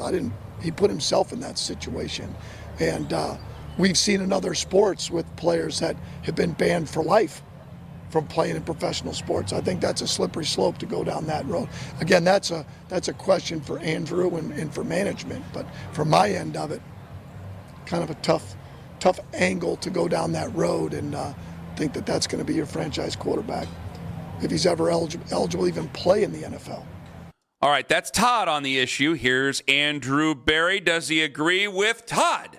Yeah, we haven't had a supplemental draft in a while, or I guess a couple of years now. No different than we do every year. We'll do the work on all the prospects, and then we'll make the appropriate decision for the organization. All right, he kept it quiet. Albert Breer was on Afternoon Drive yesterday. Let Albert take a great big wrench and throw it in there. Some teams view him as a guy who had a chance to go inside the top 5 in 2027 if he had a good year at Texas Tech. He's that sort of talent. So, like, if I'm the Browns or anybody else, what I'm doing is I'm sitting down and I'm watching him and I'm comparing him to Fernando Mendoza. And I'm watching him and I'm comparing him to Dante Moore, to Arch Manning, to C.J. Carr. I want to know where this kid is versus those other guys, and then I'm determining what I want to do. Because if there's a chance to get this guy for, say, a second-round pick, and then you're freed up, I mean, think about it this way, guys. What if Brendan Sorsby is Patrick Mahomes? I'm not like, and I know that's an extreme idea, right? Or Caleb Williams, because that's the style of player he is. You get him with the second-round pick. You know what that does? Is it now frees you up. Maybe you get Jeremiah Smith in the first round 2027 because you don't need a quarterback anymore. Or maybe you get one of the pass rushers, like the kid from Texas, Colin Simmons, or Dylan Stewart from South Carolina. I mean, the idea that you could take care of quarterback now and you're freed up with all these unbelievable position player prospects, right? Non-quarterback prospects that are going to be next year's draft, I think it would be tantalizing to anybody. So having the opportunity to pull something like that off would be plenty of motivation for me, if it were me in the seat, to take a really hard look at Brendan Sorsby and see if he's that good. I mean, people are talking about Jeremiah Smith here with Brendan Sorsby. And there's always a catch. Well, you want to go after him, or what do you want to do? If he doesn't get his injunction, which, well, let me ask you this is why I'm saying a good? judge in Texas who seems to be a big Texas Tech Red Raider fan making the decision on Brendan Sorsby here. So how good does a quarterback, most important position in sports, how good does that player need to be in terms of a prospect for you to relax on character things, off the field stuff? You know, we've been through this time and time again. We've been snake bitten by it more than most teams. So I understand the restraint by a lot of fans. But in general, as a fan in sports, how good does a player need to be for you to waive a lot of the other stuff? He's got to be available. Like, if he gets picked up by anybody in the supplemental draft, does he or does he not have to have a conversation with Roger Goodell? Yeah, like, he could get suspended. Albert Breer has also said that, like, he could absolutely but face does he have to be available suspension. this year? I don't know if he has to be available this I year. thought this would be a redshirt year for him, and everybody would kind of understand that. I understand that, but we're going to go through an entire season where we're probably not going to win a lot of games. We're going to have this guy sitting over here that hopefully he'll be allowed, like, in the facility to work with everybody, which is going to throw its own ball issues in there. Some guys have been allowed, despite being suspended. And I would love for him to be able to do so. But we're going to watch an entire college football season. How long would he be suspended? Will we get to see him at all this year? At all? I don't think it'd be a full year. But I'm not a full year. I'm saying, would you get to see him at all during the season? I don't know. Would you want to? Hell yeah. I might have a first overall pick or a second or third overall pick here. I got to make a decision here. We're talking about the future of the franchise. And if the guy shows anything good, then I have to weigh that. Like, I'm talking about the fans. The organization's the organization. But if I see anything good, well, Jeremiah Smith is probably going to be the first non-quarterback off that board next year. So you're talking about Brennan Sorsby if he can get his personal life in order and just, stop hitting the bets. Well, if you have him and Jeremiah Smith and Denzel Boston and KC Concepcion, I mean, we're laughing. Yeah, obviously. That just seems way too good to be true. Forget it. No, there's no way. There's a huge part of this that is undetermined for us, and you and I are not doing some sort of independent examination or investigation over this, but the Browns will be. The league will be doing this as well. That, so they're going to be privy to a lot of information. Like, would it change any of the math to you or any of your thoughts on this player if we found out, all right, he was, remember originally, like they said it was they said it was a bunch of really small bets at first. Does that matter to you? Like if we're talking a bunch of $5 and below bets. If I go buy a whole bunch of little nips over at the liquor store, a whole bunch of little nips turns into one big nip. If I go buy a whole bunch of the airplane bottles, if I drink a whole 10-pack airplane bottles of the Fireball, that turns into one big drink, doesn't it? So if I make 40 bets on my own football team, I'm still liable for that. So it's the same as if he put $10,000 on one bet as if he ended up putting $10,000 on 40 bets. So it sounds like you're just saying it's a no across the board no matter what. Can I trust him? No, right now we don't even know what he's guilty of. So I don't know how anybody could answer that with a straight face. I have a very straight face with you. You can see it on YouTube right now for free on 92.3 The Fan on YouTube. But Subscribe for free. All I know Go is ahead. this: if the Steelers get him, and a year from now we're laughing because he's good and he looks like Jackson Dart in his first however many games, I know that I don't want to hear from anybody that this was a bridge too far. I like your feelings. Him gambling like basically everybody you know is a bridge too far. That is the slipperiest of slippery. I just don't want to hear it after the fact. That's all. So you want him? So I want make a case to go get him. I want an open mind. Like if Albert is saying their teams that view him as a top 5 quarterback, and then I went and looked, and I'm not a scout or anything, but I looked at the highlight stuff, and I know he played bad at the end of the year, which opened up a lot of questions. Well, why did he all of a sudden play bad the last 4 games? But in looking at the actual... every time he plays poorly for the Browns, when you've passed on that draft class, because, let's go under the assumption that it's going to be a great draft class, right? Yeah. Every time he plays poorly for the Browns, we're going to get a call from every Tom, Dick, and Harry out there wondering whether or not he's on the take. Sure, of course, Your own fan base. As you get I have a lot of degenerate gambling friends who say that about every player who plays bad anytime. Okay. Oh, he must be throwing this game. So you've already traded for... Yeah, but they're not fans. Are they fans of the football team? Do they think that... I mean, let's be honest here. Is it... You can say, this guy's on the take, that guy's on the take. You don't actually know. This has been documented here that he has bet on his own football... Allegedly bet on his own football team, according to these reports that we've read. And he's gone to rehab for the gambling. So if that's all there in that history, it's going to be a question every time. And if we're going to do this, let's all do it together. And you're getting ready to move into a brand new building. So you're telling me over the last 10 years, you've traded for a quarterback nobody wants to see. You traded away a quarterback that people liked but was immature. You got rid of the premier player of the franchise, one of the top 3 players in franchise history, for another good player, but still you had to do it because you had to do it. And then when you had an opportunity to take guys who they aren't all going to be busts out of that draft class, so you had an opportunity. You will have to pass up an opportunity to take a franchise-changing quarterback because one of them are going to be good, okay? And you might have that chance for a guy that every time he plays poorly, everybody's going to think he's on the take. Well, will you care about that? He better be Patrick Mahomes and Caleb Williams. Will you care about that if he's really good? No. But he better be really, really, really good. Yeah, obviously Can I they're in the confirm business that of he's going to trying. be really good? Obviously, they're in the business of trying to figure that out and to try to figure out how big of a deal this is. Like, is this something that and this is all new to a lot of people. Not gambling, gambling, but how ubiquitous it is, that everybody has it at their fingertips. You are right. Oh, and you have I kids. agree there. You have kids that are of high school age. Correct. Is this something that you've heard their friends are doing? Absolutely. Absolutely. So we as a society have to reckon with it one way or another. And this is the first set example. I know we have Art Schleister, but this is the first in contemporary times. This is just the first big one. You don't think we're going to get floods of others. And so I just don't think you can summarily dismiss it and say no, because I think this is just the first. Oh, it'd be very naive of me to sit there. I'm willing to bet.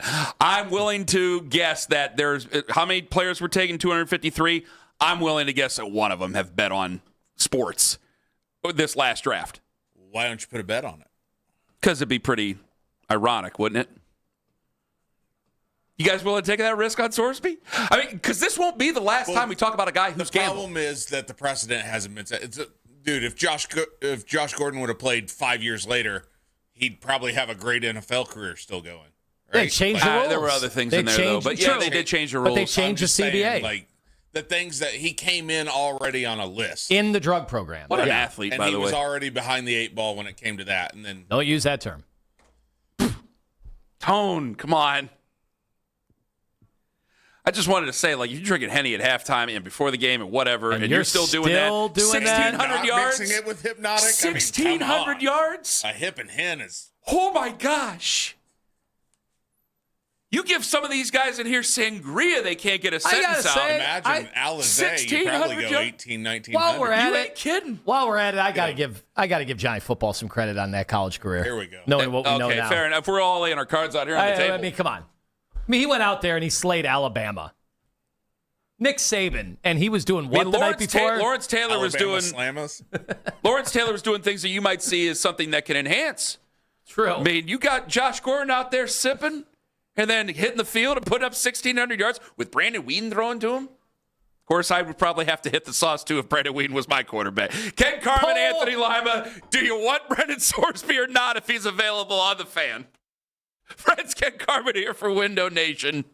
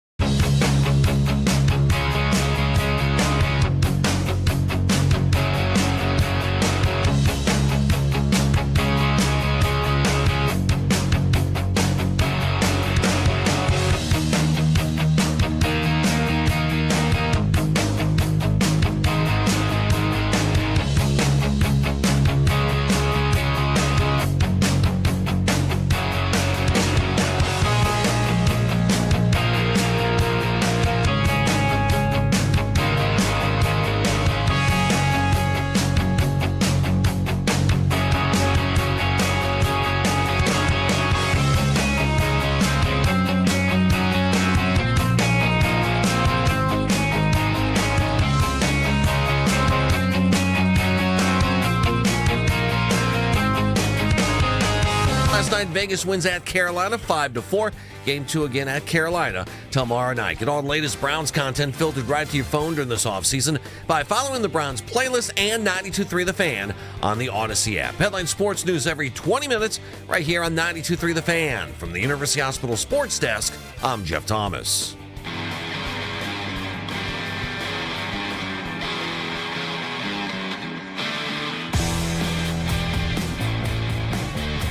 I got a lot of people getting in about Sorsby.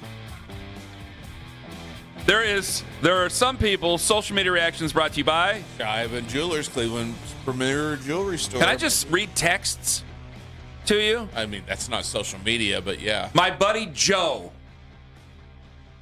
texts me. Okay. We have YouTube. It's not Joe Thomas. Oh. My buddy Joe texts me. To me, it's more about making tiny bets. But it's more about making tiny bets, also about breaking a major rule that can immediately get you suspended for the year. You don't care about your playing time or your teammates, but you're placing dollar bills, $bucks to put all of it in jeopardy. It's a red flag. That 100% is what you'd be asked about. Now, you'd be grilled on it. The question is, does it matter? Like, if he was doing that more as a 19-year-old as opposed to 21, and again, we have to uncover so much more about this story. Exactly. My buddy Kyle, he's a season ticket holder in 2 sections. He has his own, and then there's his business. Wow. Congratulations on all your success. You bet your ass. Mm-hmm. That's a season ticket member. Says, I'm willing to flush a second rounder for a 50% chance at solving the quarterback situation. Only playing the odds. If we could get only if we could get him on the field for a look this year. Yeah, that's the way a lot of people are saying. Sense. No, you said that, and it makes sense because you can't take this guy and just assume, especially if he's going to be suspended for a part of the year. Like, you can't go in blind to the following year, especially if you have the draft capital to do something crazy. A second round pick, like let me make that argument here even though I'm not even for it. A second round pick, how many people would look at you if he gets this, if he doesn't get this injunction, and now I got my buddy apologizing because it was talk to text. Don't worry about it. You're good. If he doesn't get this injunction, how many fans would look at it and go, Kenny, how many first round picks have we whatted away on quarterbacks? What's a second round pick? Well, let's just get it fixed, Kenny. Let's just get it fixed. We've had great defenses. Because I honestly, I'd have to look at you guys and go, yeah, you're right. We've had a top 5 defense by and large the last 3 years. We had one of the best offensive lines in the league. We went from having a bad offensive line to one of the best offensive lines to begin one of the bad offensive line. But we had a great offensive line, one of the very best in this league for how many years? 5, 6? All right. We had some good wide receivers in the past. We talk about Josh Gordon. We've had, obviously, some bad wide receivers in the past. We've always had pieces of it. We're always missing the quarterback. We're always missing that piece. And I think a lot of people are going, yeah, throw it until you get it right. They're tired of waiting. They're tired of waiting. And when you trade away Miles for the thought of, hey, we got to go and we got to go after a quarterback here. That's what this is about. Then you're telling everybody, yeah, might as well take all the swings you can. It's hard for me to a regular fan who's just tired of talking about quarterbacks, who's tired of waiting on a quarterback, tired of throwing their emotions behind a guy, tired of arguing about quarterbacks that they don't think are going to be very good. Tired of that. I can't fight you on that, man. Now, I would look at it and go, especially if you were to trade Denzel Ward, and we'll get to the Darius Garland clips coming up, I promise. But if you were to trade Denzel Ward and you were to trade Grant Delpit, I go, man, that's a second-round pick. You could use that second-round pick. If you get the first overall pick or the top 5, top 3 pick, you take your quarterback, then you could use that second-round pick to do God knows what, third-rounders, things like that. You can do all those things to do a lot of different things. But it's the thought of, yeah, but if I don't have a quarterback, I ain't got nothing, Kenny. So I might as well take as many swings as I possibly can. Now I'm kind of open to it. But it's not like the usual stuff. I know. It's so different. Can I explain something to you? Like, it's your phone. Like, before, like, Art Schleister had to, like, get on a phone and call somebody and probably put some money down and this, that, or go to a barber shop or any of the other things of ways that we found out of gambling or walk into a casino. Now I can just put an app on my phone. What the Browns going to monitor his phone all the time? Like I'm used to security following guys around the place. Say, make sure he stays away from the booger sugar. Hey, make sure this guy stays away from certain people. Which absolutely happened. Like, of course, it's happened with every team. I've run into some of the Browns personnel while I was at certain places. And let's be honest, it happens in college too. There's been guys around here that have been highly recruited, and you're making sure we get this kid in. We're going to go park a car right outside of his parents' house to make sure that this happens. Like I'm used to all that, and so is the audience. You guys aren't stupid, but this is different. This is kind of uncharted territory. So it's if you're addicted to booze, if you're addicted to drugs, if you're addicted to other things, I can try to keep you away from that situation. You got to have a phone. You got to have a phone. You're an adult. You're a sentient being. And, you're sitting there at home. Maybe it's the off season. You get that bug going on.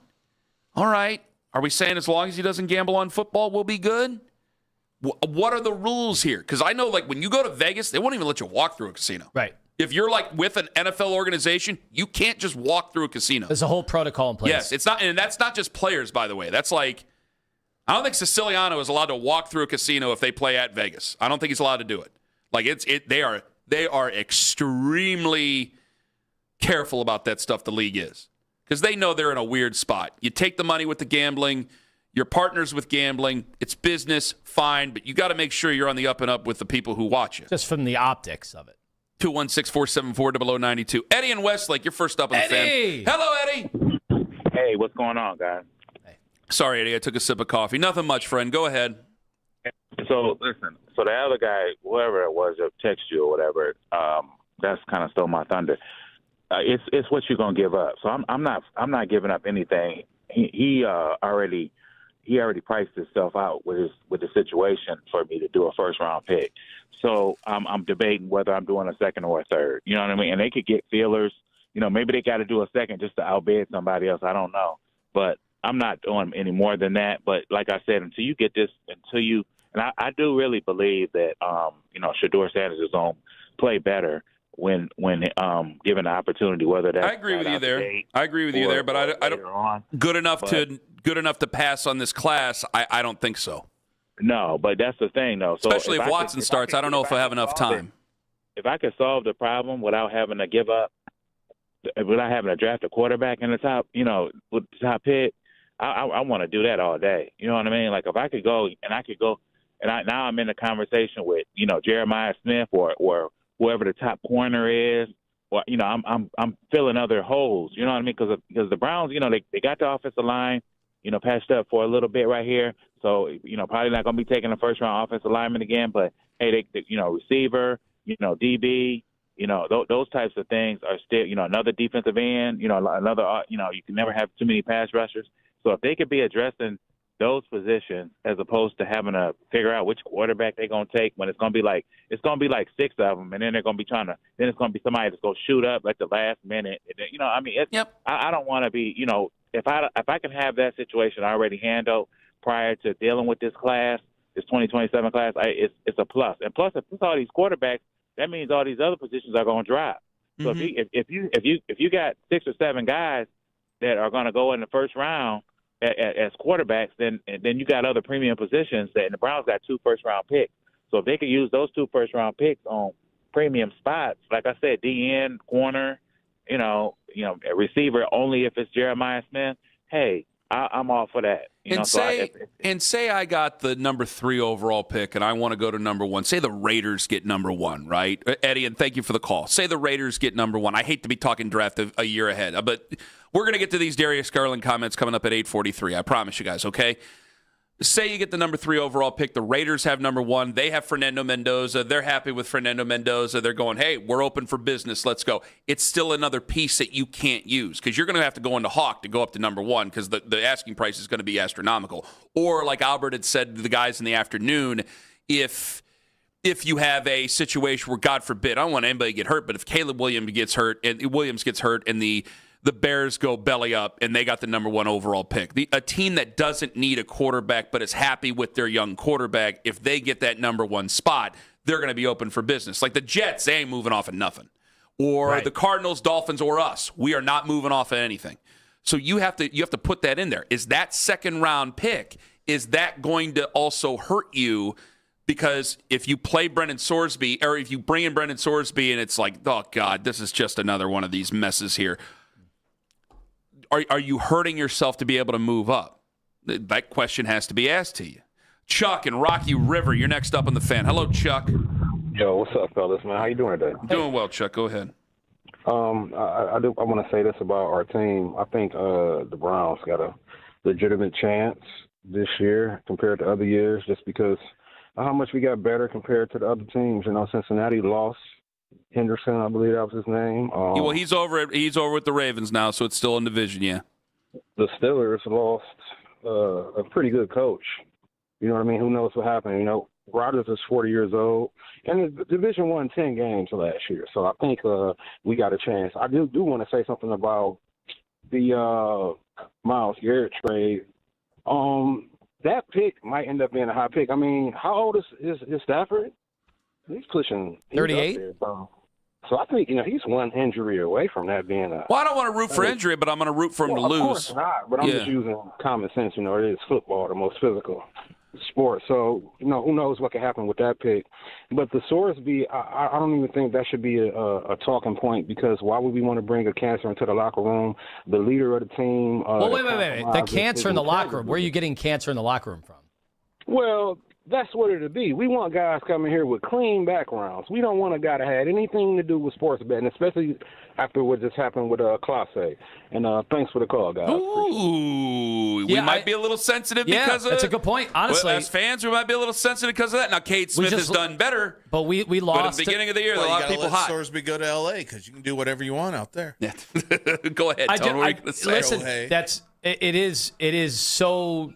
It's so apt that he brings up the Class A thing, which I wasn't openly thinking about, two different sports, whatever, but it does beg to reason. Like, could you see fans being skittish? He could be a great teammate, right? He could be a great teammate. But if there's that in the history there, fans say, what if his own teammates say it? Because he's bound to have, any rookie's bound to have a couple of, obviously, like Josh Allen. It's documented.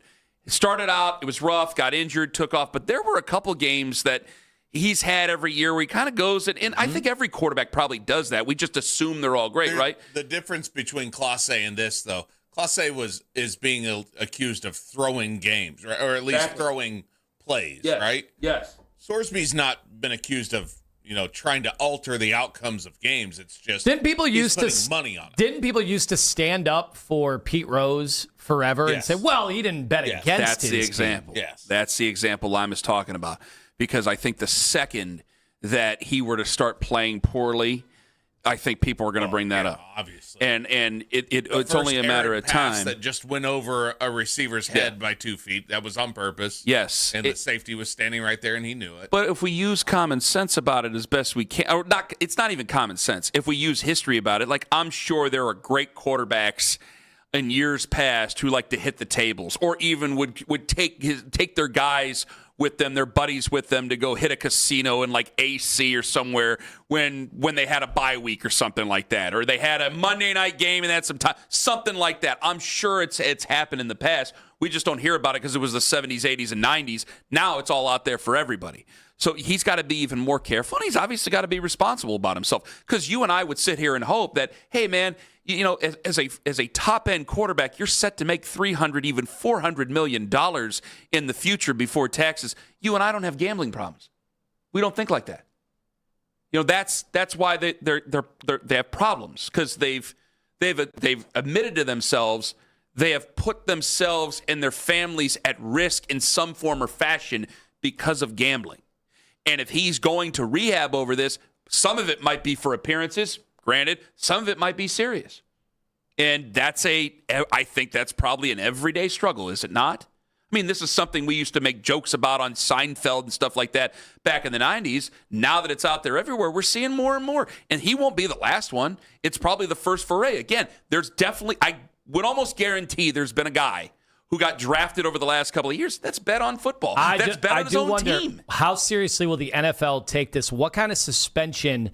And we've seen guys that came in with, domestic assault cases hanging over their head, and the Browns have drafted guys like that plenty of times. Yeah. So how do you compare? Because one of these things has nothing to do with the actual sport itself on the field, and then wondering, hey, is this guy open to, certain considerations when it comes to that? Like, that's going to be hard for a lot of fans to digest. 9:45, I got cut off in traffic. I was honored to be cut off in traffic by this person. Coming up in 5 minutes, the ground hasn't even settled on the Cavs season yet.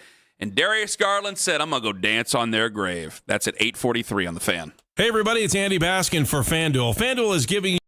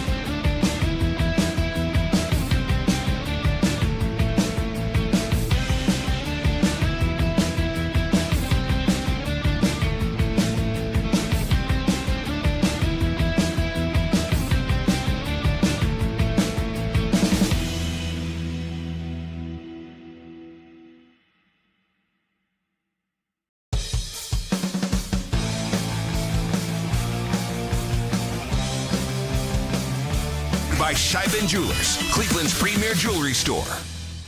Your mornings are about to change with 92.3 The Fan. We're going local at 5 a.m. It's The Fan Warm-Up Show with Jeff Thomas. All the latest from the night before in Cleveland sports and getting your day started even earlier. We are Sports Radio 92.3 The Fan.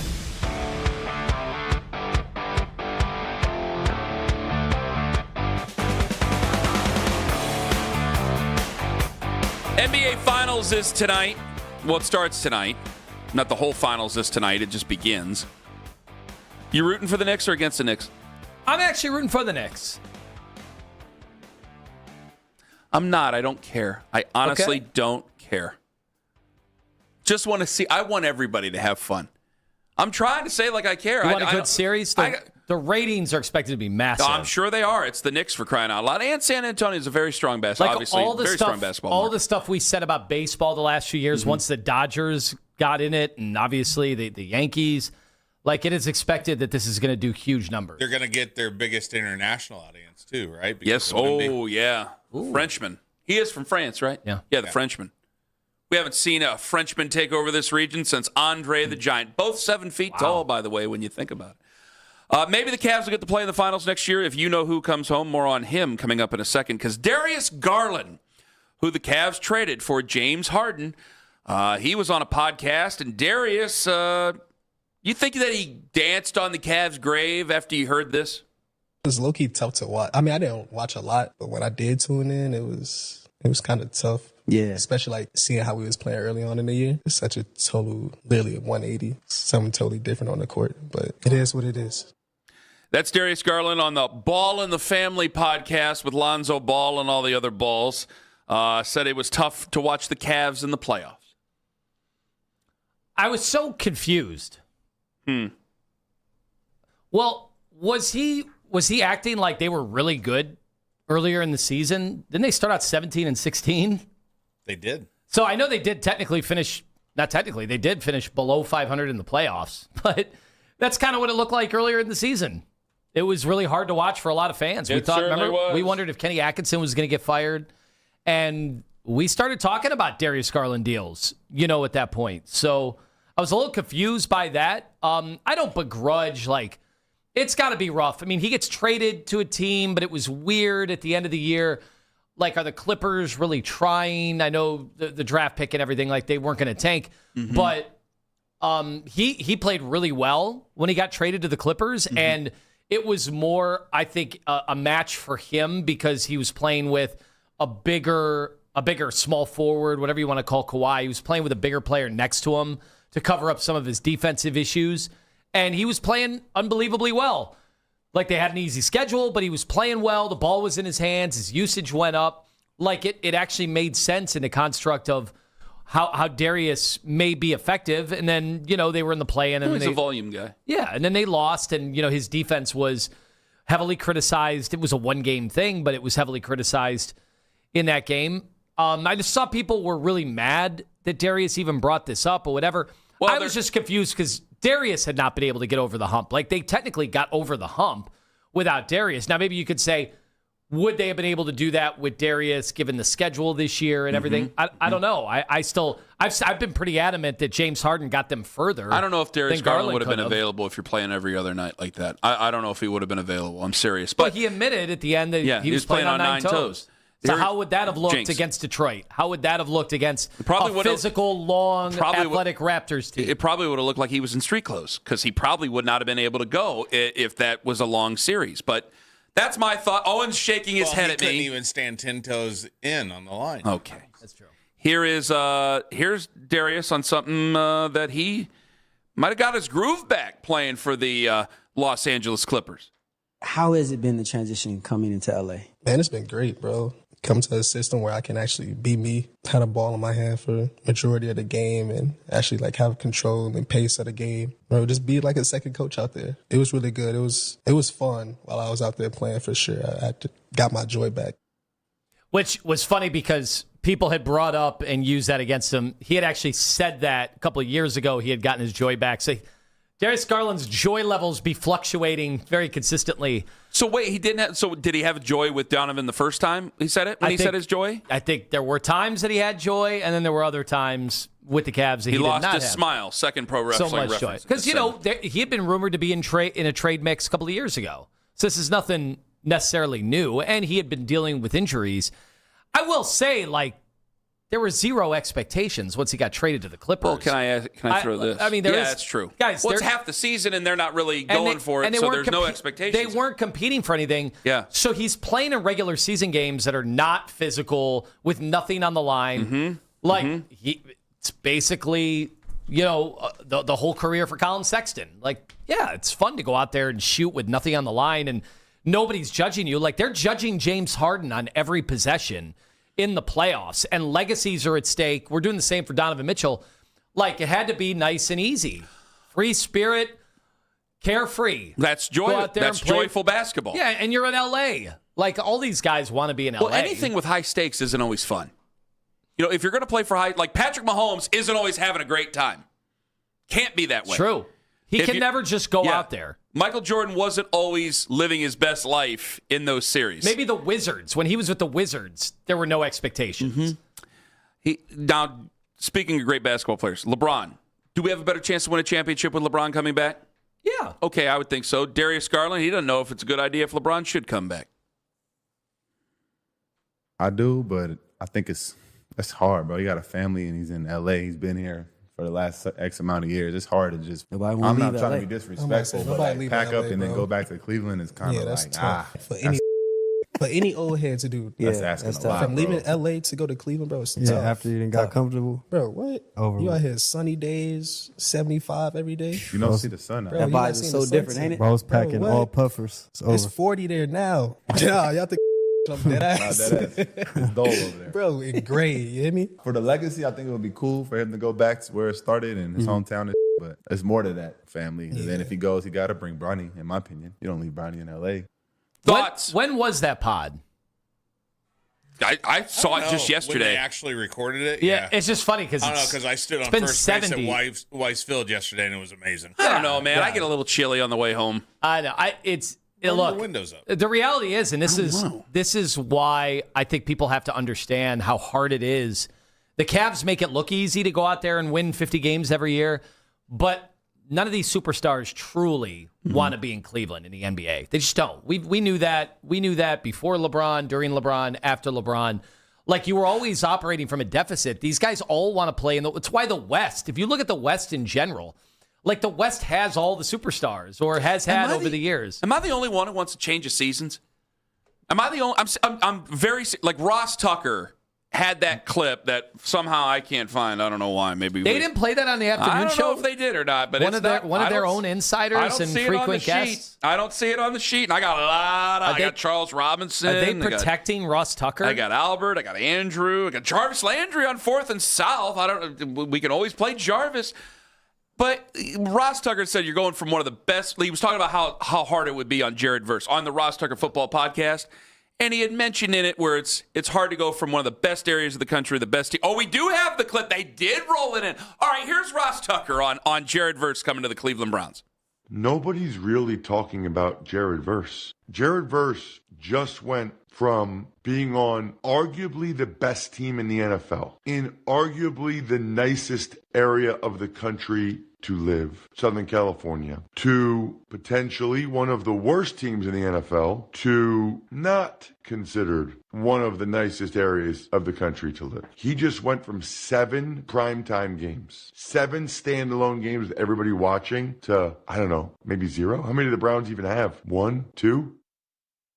That's Ross Tucker on the Ross Tucker Football Podcast, which amazingly was left off our sheet. Maybe somebody in the building is trying to protect that because they know that that's not going to be met very happily with some of the Cleveland Browns fans out there. It's not like Ross can't take it, for crying out loud, but he's talking about Jared Verse. So that's 2 people who've spent time now in Los Angeles, or Ross talking Tucker, about people who- spending time in Los Angeles, saying that they wouldn't like it coming back here. They grow up between Allentown and Harrisburg.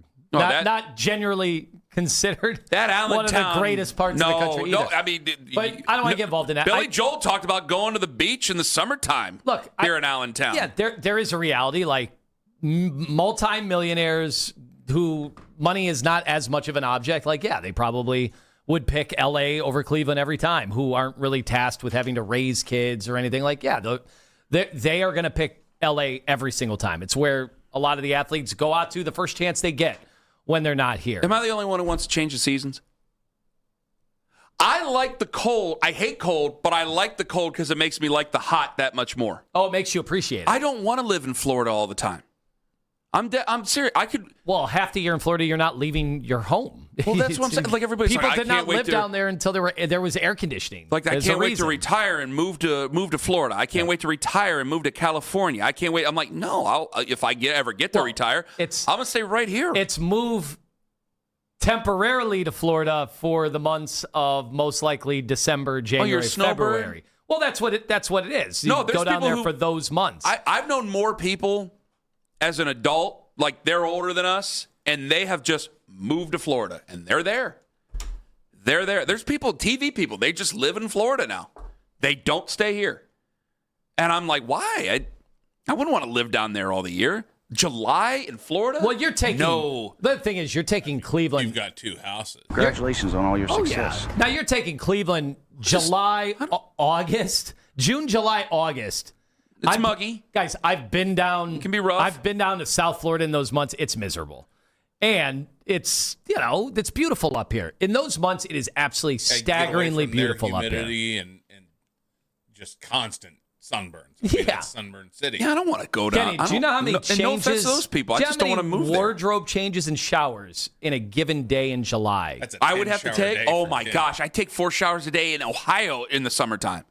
Now the thing about LA, depending on, and it's 40 degrees, and you wear your puffers. Now LA is different because depending on where That's the reason I voted against those things down there because I'm like, I got to take my showers. Well, I can't be sweating over here with no water. Can he wear his triple gusseteds? Oh.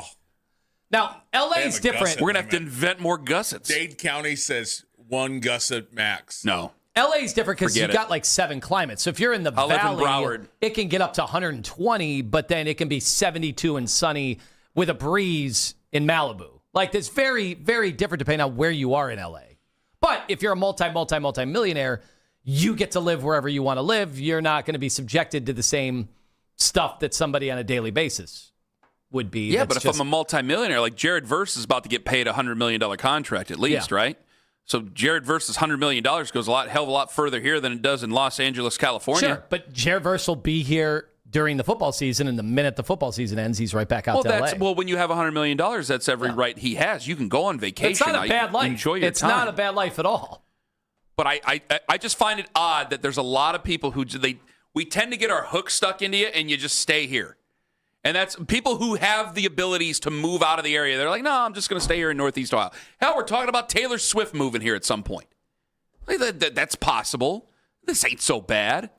Sometimes it ain't so good, but this ain't so bad. I love it here. Lima loves it here. Owen has the mobility. He's been all over the world, from Anchorage, Alaska to Seoul, South Korea to everywhere in between. And Owen's right here. And I'm right here. And you're right here with Miles Simmons from Pro Football Talk coming up at 9:20 right here on The Fan. Anthony Lima for QC Kinetics, where regenerative medicine is the way forward. Not necessarily surgery, not necessarily.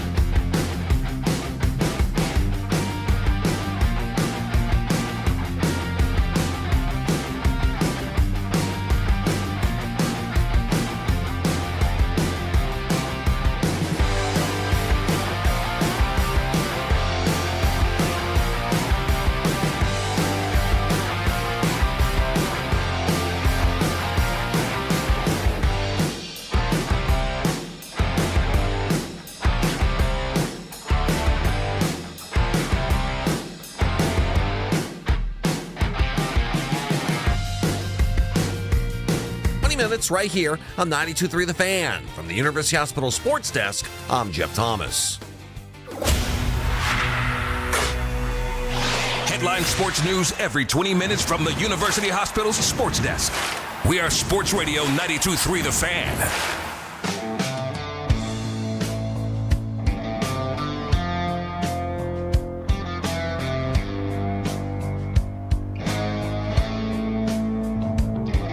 Guys, Jared Verse is a Cleveland Brown. I'm not too upset about that whatsoever. Hell yeah. Now, what is expected of Jared Verse? Because I didn't like what Zach said earlier today. I didn't like it. Which was? He said if Jim Schwartz were still, which I mean, we took calls about it, and I was messaging people back on social media. I go, no, if Jim Schwartz were still here, Miles would still be gone. He asked for a trade when Jim Schwartz was the defensive coordinator. Miles knows that. I think Miles is just tired of the quarterback games, even though he participated in them. Miles is tired of the quarterback games, that he's just ready to move on. And they finally found a trade that they really, really liked and all that other stuff. I mean, Miles, if there was no trade offered, he would have came back and played for his money. That part I could do a small champion's pose on. And then Zach joined us, and when he's telling us that Myles Garrett would still be here if Jim Schwartz was here as that one coach? surprised me. Woo! Yeah, he would be. Now, if this didn't get done, that they wanted more, or the Rams balked, this would still be in play through September 7th. What this deferred payment did is they would have had to pay him $10 more million on September 7th. Well, guess what? Look at what they've spent the last 5 years. So what's $10 more million? It's like $10. It's like your McDonald's money on the way home, Ken. Like it's nothing. So then it would have gone up to the deadline. And people who have issue with the return might be right about that. But Jim Schwartz would be the coach. He would be here. They would be saying our defense is going to be good enough to carry us, and we'll see. Holy wow. This is so weird. 216-474-0092. This puts more pressure on Todd Monken, without a doubt. Like, there were people who, when they first traded Myles Garrett, there were plenty of people going, uh-oh, clock's running on Todd, here we go. Which I don't want that to happen. I don't want that at all. I'm trying not to think like that. I don't think Browns fans are thinking like that. Might be in the back of our minds, but we're trying not to do that. I mean, this is a team that has hired and fired a coach in 1 year before. And they can do it again. But it also adds, I think, a little bit more pressure to Jared Verse of the replacing of Myles Garrett. And I know nobody can replace Myles Garrett. But he could still have a fine year. He could still be really, really good. He could still have 10 sacks. I told you, Nick Herbig's a good player. Alex Highsmith's a good player. I have a lot of respect for them. I think TJ Watt's at the end of it. Trey Hendrickson is still kind of in his prime. I got a lot of respect for those guys on the field. But when it comes to Jared Verse, I'm going, man, like, you could still be the best pass rusher in this division by the time it's all said and done in this season. I think double-digit sacks are there on the calendar for you. I think it's a possibility. But also, there's a lot of stuff here and go, man, were they just willing? Like, do you think that they faced the truth trading away Myles Garrett? Do a lot of fans feel like, hey, they had to do what they had to do. They faced the truth. Finally, we're going in the right direction here. Like you said, yesterday was a great day for Browns fans. And I'm going to go, no, it's a necessary day. I think a lot of people probably agreed with you. Do you think that they face the truth of what this season's going to be and know that they have to go out and get themselves a quarterback to do it? Because Zach's basically saying, he didn't say they were lying to themselves, but it sounds like, man, they were more than willing to just lie to themselves if they had Jim Schwartz doesn't change your offense. Well, true. Your quarterback situation. There's so many young players that are going to be getting instant playing time. You've got a completely reshaped offensive line that you're going to ask to gel immediately. And so those two facts alone, forget that we haven't even mentioned quarterback, but those two facts alone lend itself to a team that's going to have a rough season. Right? Not necessarily because it's all bad, but just because that's a lot of wheels in motion that all have to come together. And typically the way the NFL works, it doesn't. Oh, and by the way, new head coach with a bunch of assistants that are doing their jobs for the very first time with a head coach that's never been a head coach before in the NFL. Like that typically does present a whole bunch of problems. And then the quarterback thing. I also wonder, is there any chance that this new coaching staff has seen the quarterbacks that are here already and they're like, all right, we got to send a message loud and clear to the organization that we are not necessarily going to be ready to win right away. Like this is going to take some time. Yes, and maybe they thought that Jim Schwartz, because we played the Jim Schwartz clip earlier. You're going to hear that 923thefan.com and on the free Odyssey app. Maybe they thought that they could coexist. I totally agree with Jim that they couldn't coexist. I think that he was respectful in how he said it. I think he was honest in how he said it. And I think that we dodged a lot of problems because Jim Schwartz decided to step away after they hired Todd Monken. Now, I could say that now, and then we'll see how the defense goes because there's a lot of pressure on Mike Rutenberg after what I just said about what Jared Verse could do for this football team to get Jared Verse freed up and get him after the quarterback there. And he doesn't necessarily have the same type of talents that Myles Garrett may, natural talents that Myles Garrett may have, but he's still a very good player, right? So what do I expect from Jared Verse now? I expect sacks. I want him to have 10 sacks this year, right? I want Jared Verse to have 10 sacks. But what's almost as much as that? You know it and I know it, man. And I think our listeners over the last how many years know it. How many times have I looked the other way on things that I wouldn't do with other players when it comes to Myles Garrett because Myles Garrett is so damn good, right? Him checking his messages during the meeting. You know damn well I'd rip a lot of other players. Mm-hmm. I didn't rip Myles Garrett because he sets records. A lot of stuff. I mean, he's a good enough citizen. I know there's speeding. I'd say that for Jared Verse. I'll say that for Myles Garrett. It's an annoyance. I want you to stop. It is dangerous. It's not a big deal until it is, and I wish you would recognize that. I'd say the same thing for a lot of those guys, all right? But in the grand scheme of things, it's not as crazy as some of the other horrific things that we've had to talk about with NFL football players, right? Okay. When it comes to the non-rah-rah speeches, when it comes to the Baker Mayfield stuff, there's been a lot of things because Myles is so good, so iconic in his position that I've looked the other way. I need that all different now with Jared Verse, man. I need some guys who are going to hold everybody else accountable unless in that locker room. Unless he's really, really, really good, and then you'll let him skate. No. Well, you know what? You know what? You know me, yes. But I'm going to be really disappointed, and you're going to have to call me out on it because this has been part of the problem here. I've been willing to look the other way because he's so damn good. I think to some degree you probably have done the same. I think there's a lot of degrees we've all done it, including the Browns' top brass and ownership. We've all been willing to look the other way because he's just too damn good. And they do that in other organizations. They did it for Lawrence Taylor, and he did way worse things than Myles Garrett would ever think about, right? Right.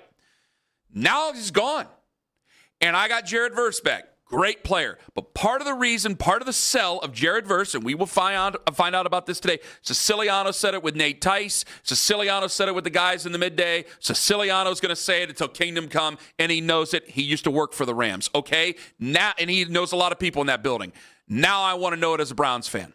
Because one of the things that I do think was holding us back, while he's a great player, was that tends to be, if Jarvis Landry's going to say some things are contagious, that can be contagious. If the best player on the team isn't that type of leader, how am I going to dig deep?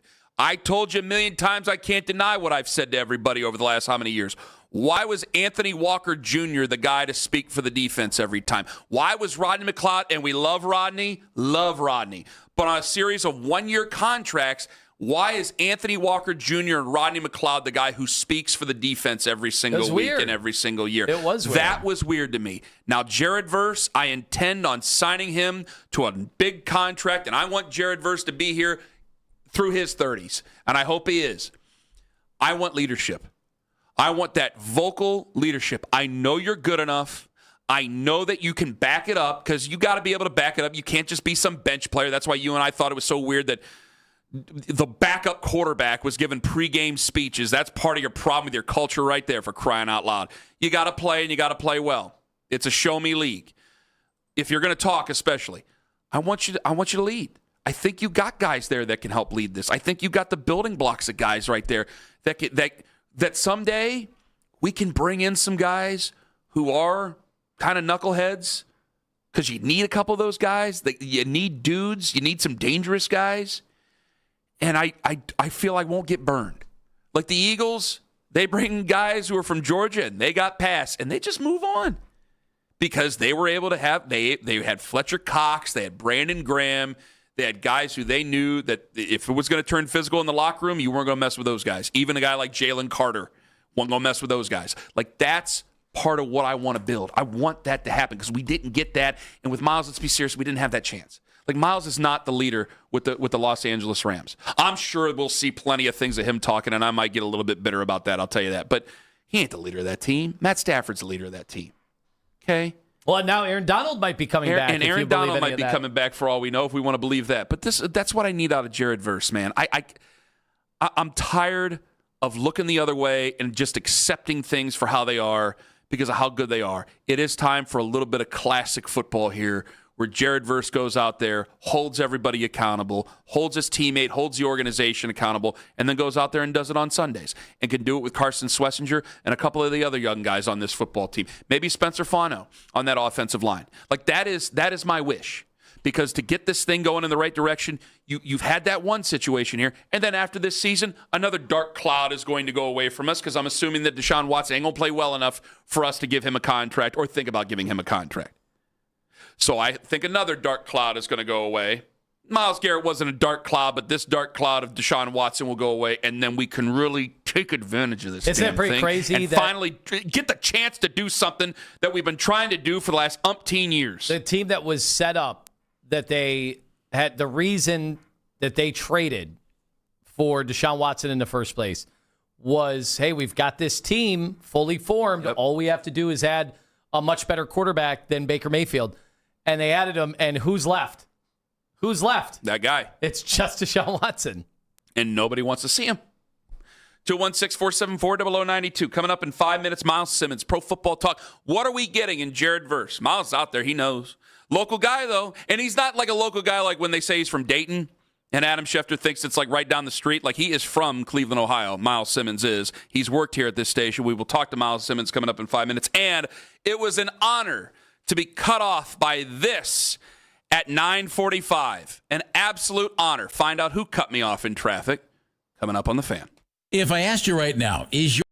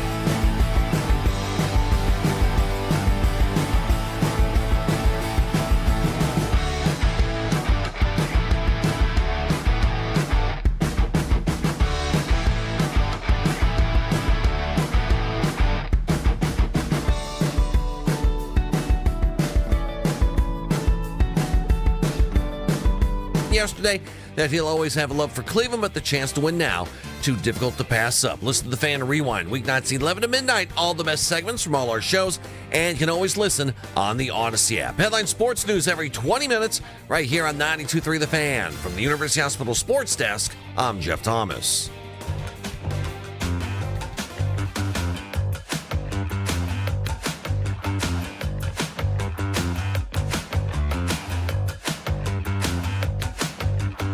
Lima, I didn't even get a chance to ask you. I took the air out of the room. What do you want out of the Jared Verse this year? Say it with your chest right now. What do you need?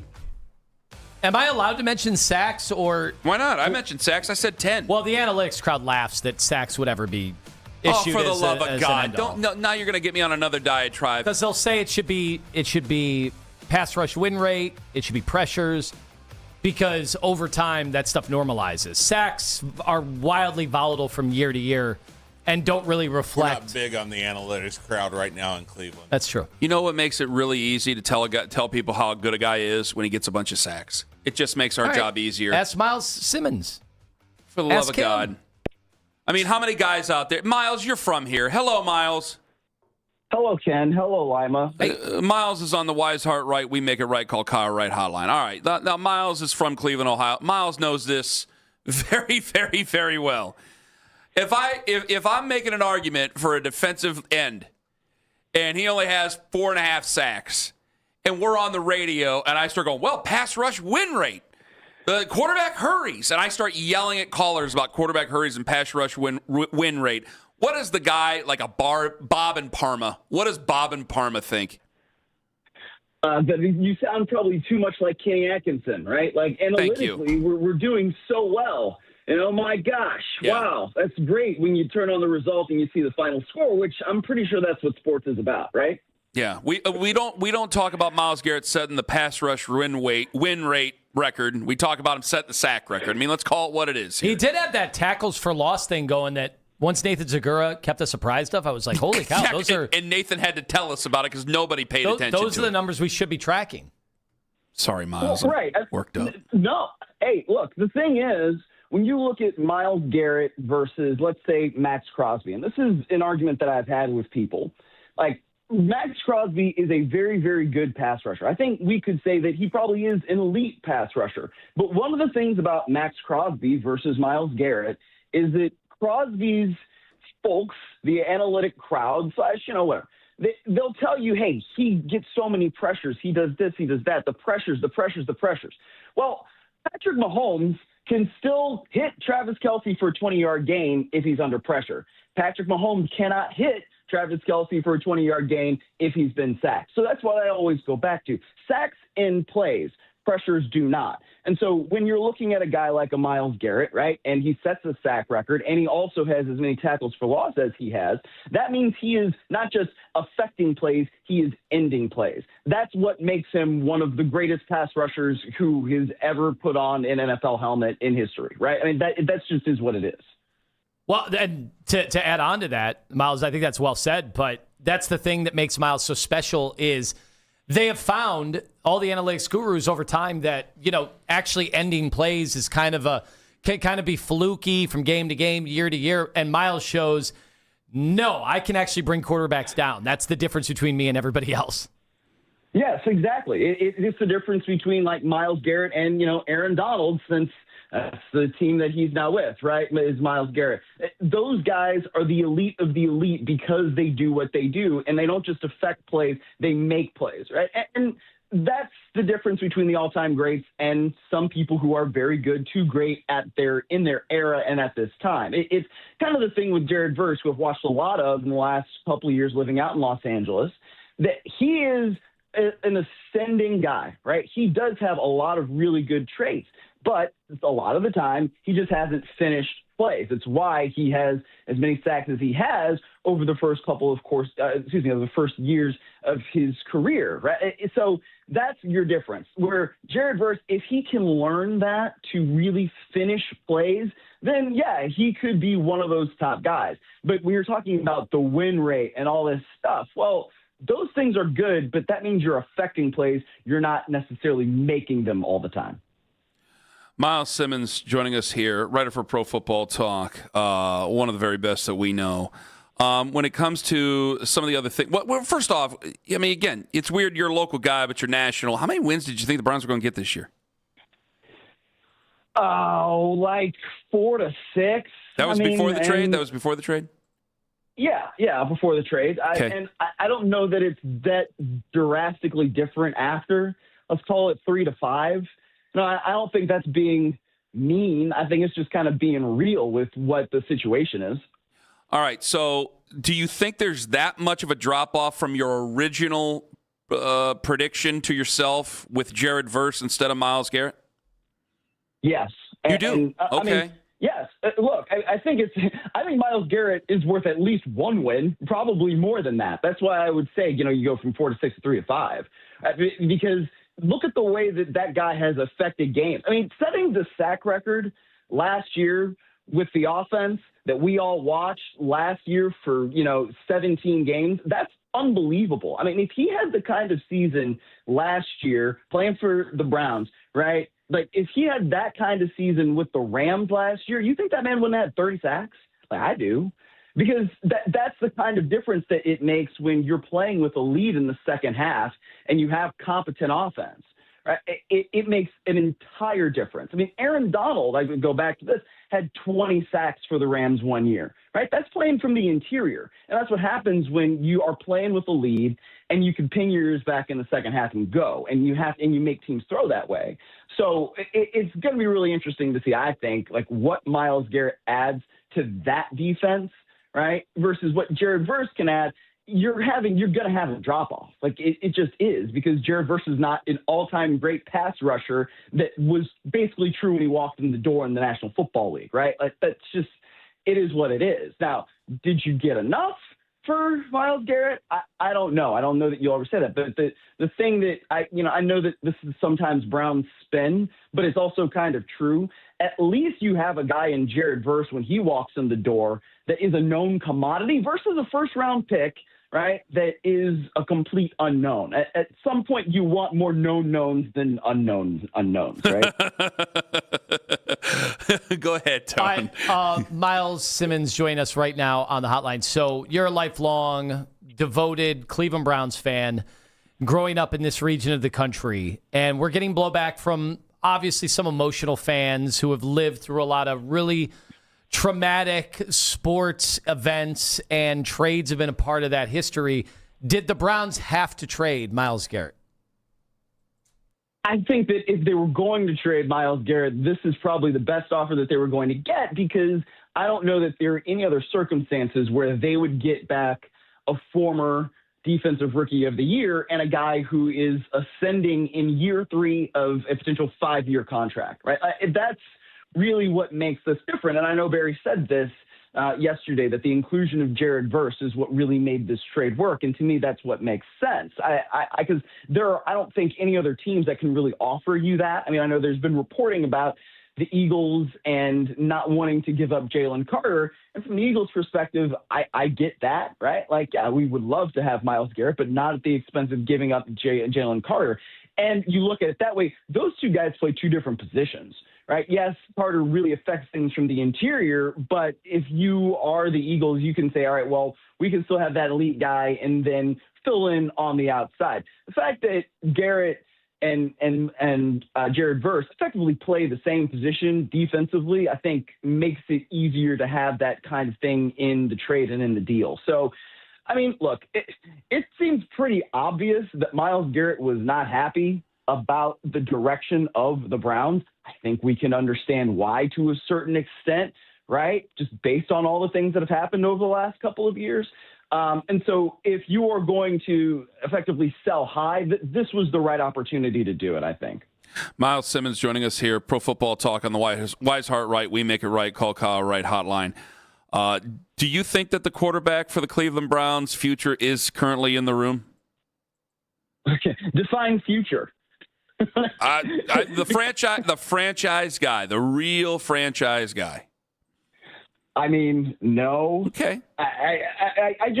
Because Look, Shadur Sanders, God love him, but like I was not particularly impressed with what he put on the field last year. Number 4, I understand that we're going to have to watch that probably, and I'm still not like ready for that. I don't want to see it, but I understand that that's probably the thing that we're going to see. The left-handed quarterback, I'm not sure why he isn't in Atlanta already, right? They seem to be cultivating those guys. So I don't know that there's anything to excite you right now in the Browns quarterback room.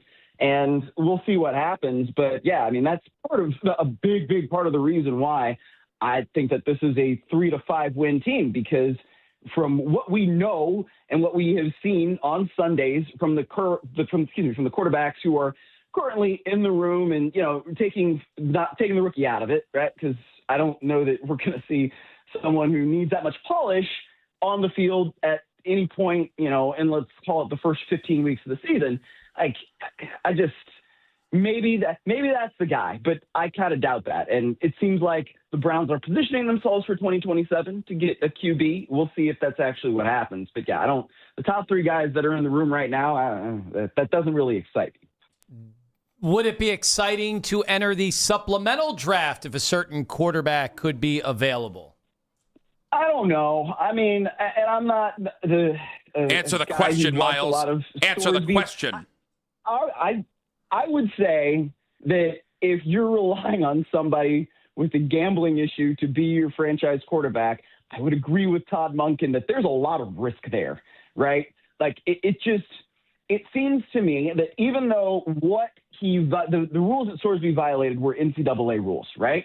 That you are taking a large chance that somebody will not backslide as your franchise quarterback. And this is going to be a bigger and bigger problem as, folks who are of this generation that has grown up with a proliferation of sports betting. We're probably going to find more of this. And I'm not here to poo-poo on sports betting, because I think that we have personal responsibility, but also parent your kids. So there's just a lot of layers to that. I don't think if I'm the Browns that's the direction I would go in. So is there anybody who's a leader in the clubhouse for you for next year already? I mean, I don't really want to say Arch Manning, because I know that that's the popular name, but when I watched Arch Manning, it's not like I found him all that impressive.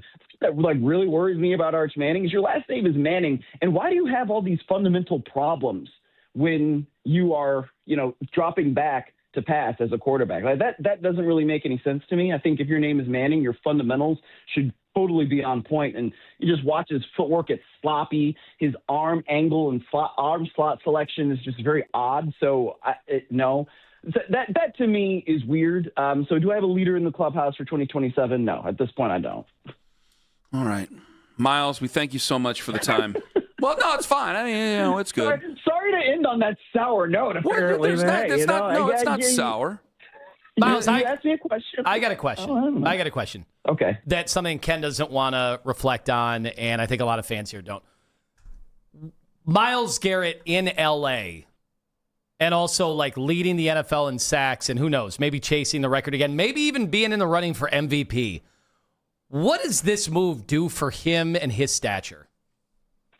Oh, it only elevates it, right? I mean, I think that what's interesting is that there are people in Los Angeles who don't realize how good Myles Garrett is, because I was getting texts from people I know out here that were and more casual football fans that were well, why would the Rams do this? I mean, Jared Verse is really good. They gave up so much. And I was well, because you're getting back Myles bleeping Garrett.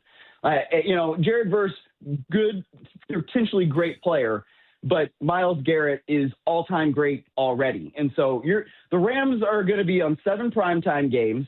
They have a few more standalone games, I believe, or at least games that are in the 4:25 Eastern window. So the entire country is going to wake up to just how good Myles Garrett is. He's going to be on TV all the time. If they didn't know how good Myles Garrett was, then you're really getting those texts. That's probably all the ammo he ever needed to get the hell out of Cleveland. Well, because how could they not know? Does that or does that not, Miles? Now I got more questions. Does that or does that not answer why they're so obsessed with finding a quarterback? Because everybody knows about the Kansas City Chiefs, because it might be because of Travis Kelce now, but it wasn't because of Travis Kelce before. It's because of Patrick Mahomes. Oh, yeah. No, it is, because without the quarterback, what can you do? right? I mean, like, yeah, the Browns had a really good season in 2023. And Myles Garrett arguably could have been the MVP of the league that year because, I mean, look at what the Browns were putting out at quarterback. And then you get to the playoffs and, yeah, the quarterback problem rears its ugly head. But if you have that guy who can pretty much get you to at least 9 wins every single year, I mean, I guess maybe not if you're Cincinnati, then you can at least have a chance to be competitive. And that's where the defenders, like, actually make that much of a difference if you have a competent offense. If you don't have a competent offense, everything you do defensively can be for naught. So, yeah, and I promise you, Ken, I did get those texts. 10 seconds. That's crazy. 10 seconds. Eliminate those people from your life. 10 seconds. I'm kidding. If Myles Garrett wins one Super Bowl with the Rams, does he go into the Hall of Fame as a Ram or a Cleveland Brown? Well, they don't do that. It's the Hall of Fame. It's just come on. We always talk about, come on, who pays for the party? The Browns do. The Browns do. But, I mean, it'd be similar with the Lions. Maybe, but Stafford's more a Ram than a Lion. He don't want to tell you bad news before we let him go. Do you think that was part of the negotiation? Who pays for the Hall of Fame week? I doubt it. Myles, thank you so much for the time, buddy. All the very best. All right, same to you guys. Take care. Myles Simmons, Pro Football Talk, ProFootballTalk.com. What? Oh! We didn't even talk to Myles about what his boss wrote about the tax implications of Myles Garrett going to California. I saw that. You saw it too? Oh, yeah.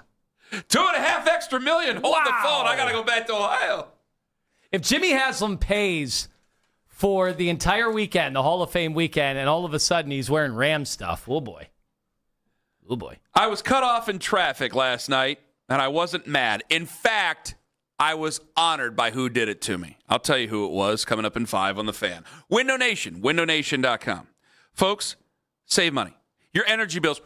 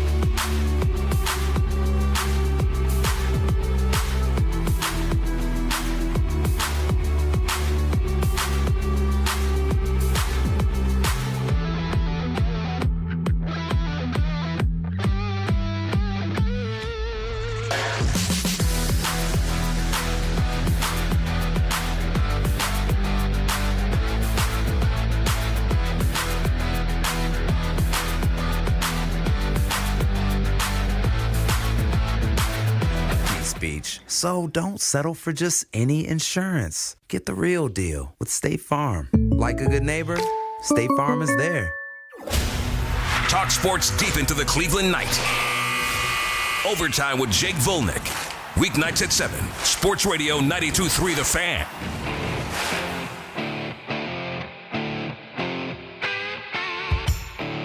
I'm on my way home from Fox 8 last night.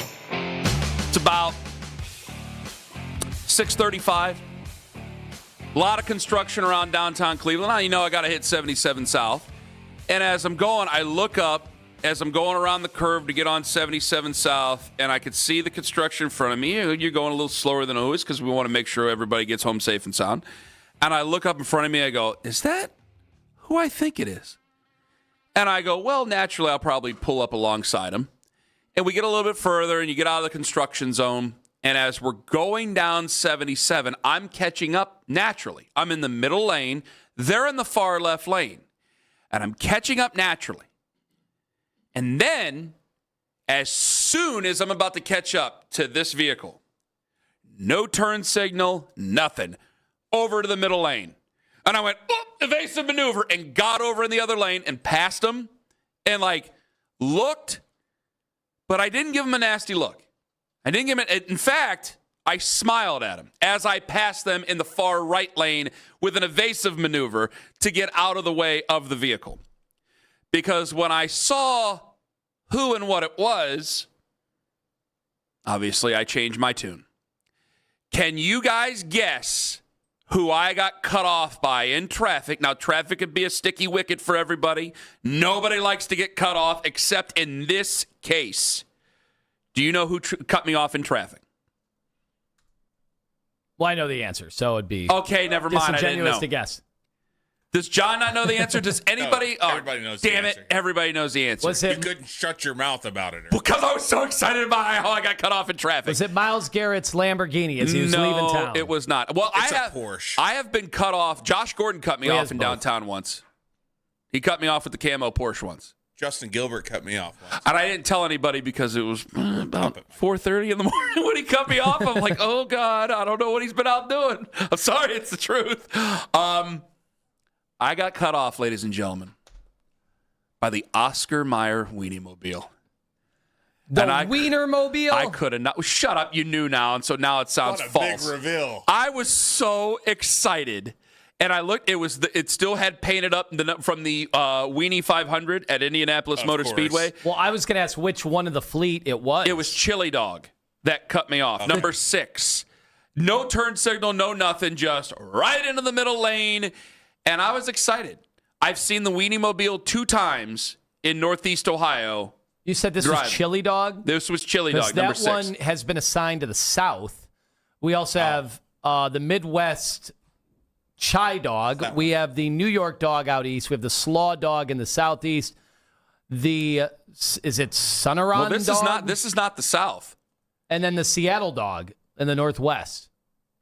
This is all part of the fleet. Well, so it must be hitting 77 South to go south. Could be. Chili Dog was doing. Okay, because maybe they decided to go, Indianapolis, what did they hit? North Michigan or anything before that or something like that? Or up to Michigan before that? Because Indianapolis, you wouldn't go south through Cleveland to go south to the southeast or whatever. But yeah, I got cut off by the Oscar Mayer Wienermobile. I could not have been more thrilled. You excited for me? You don't care. I'm looking you at don't care about nothing. I'm looking at the amazing photos of their fleet and their team. They take pictures all over the United States. So this is how fast do you think they were going? Well, it's a big vehicle. They weren't moving that fast. It's basically a giant Winnebago shaped out of an Oscar Mayer Weenie. Yeah. The Wienerbago. Yes, and I say this, I don't want to get anybody in trouble. I didn't call a how's my driving number or anything like that. They did just swerve right in the middle lane and didn't use a turn signal. But I mean, you're on the hot dog highway. Other people might be upset. I was, in fact, honored to be cut off. I've been cut off by a lot of people before. You'd be surprised. I've driven trucks for 20 years, and I get cut off all the time. Well, the Euclid Beach rocket car, famous for that. I did not get cut off by the Euclid Beach rocket car, but I've ridden in the Euclid Beach rocket car with Lil Jon. I was honored to be cut off by the Oscar Mayer I think that Weenie would be very cool. Yes. One of my favorite vehicles out there. If I was going to do a power ranking of my favorite vehicles like that, Oscar Mayer Wienermobile might be number 1. Number 2, Euclid Beach rocket car. Okay. Number 3, USA 1. No, that's a monster truck. That doesn't count. So Bigfoot, Gravedigger, USA 1, they don't count. We got the big boy coming into town next week. That's a train. That's a train. That's not a car. Wait, mine was. It's a big steam. Everybody loves the Batmobile, but they love the old Batmobile. Yeah. I like the newer ones, like the Michael Keaton Batmobile. What about I understand what it looks like. Ghostbusters ride? Ghostbusters car is cool. What about the DeLorean? I've seen DeLoreans. Yeah, that's cool. Yeah, it's not that big a deal. And then I've seen the documentary about DeLorean, so John DeLorean. That was I saw the movie with Jason Sudeikis. Oh wow, which I thought was really good. I don't know if there's a number 3, but I enjoy getting cut off. Oh my gosh, we got Jesse in a truck. Hello, Jesse. You're next up on the Fan. Hello, Jesse. Hey, how you doing? Doing well. Go ahead. Yeah, so that same chili dog, I have pictures to prove it. I'll post on Twitter. That same Oscar Mayer Wienermobile cut me off on the Pennsylvania Turnpike on Sunday. Oh, come on. Well, now does their turn signal not work then? Yeah, if there's an issue here, we need to report them to the proper authorities.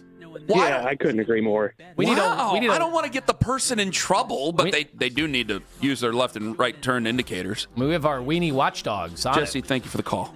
I would relish the opportunity to turn in the weenie. I want to look at pictures of weenies during the time Has to be between done. this show and the next show. Research. Whatever you can mustard. Really, we're doing this? You did it. You just morphed into Jeff Phelps right in front of me. Had to be done. By the way, if you're watching on YouTube, put gray hair on Tony. Looks a lot like Jim Schwartz. Jim Schwartz's hair is amazing because it's a big swath of the gray, and it's overtaken almost everything, but there looks to be a little ground battle that's being waged by some of the old hair. I'm getting a bunch of tweets right now that people get cut off left, right, and center about this. Maybe it's a bit. Wienermobile. Maybe that's what they do. Maybe it's the thing. Because who's going to pull them over? Nobody. It's a Wienermobile. Let's say have freebies. They own it. Hey, sounds good. Where's your entourage now? Cool, I got on the last show. Oh, boy. This is an Odyssey Sports Minute. A 27-year wait is finally over in the Big Apple.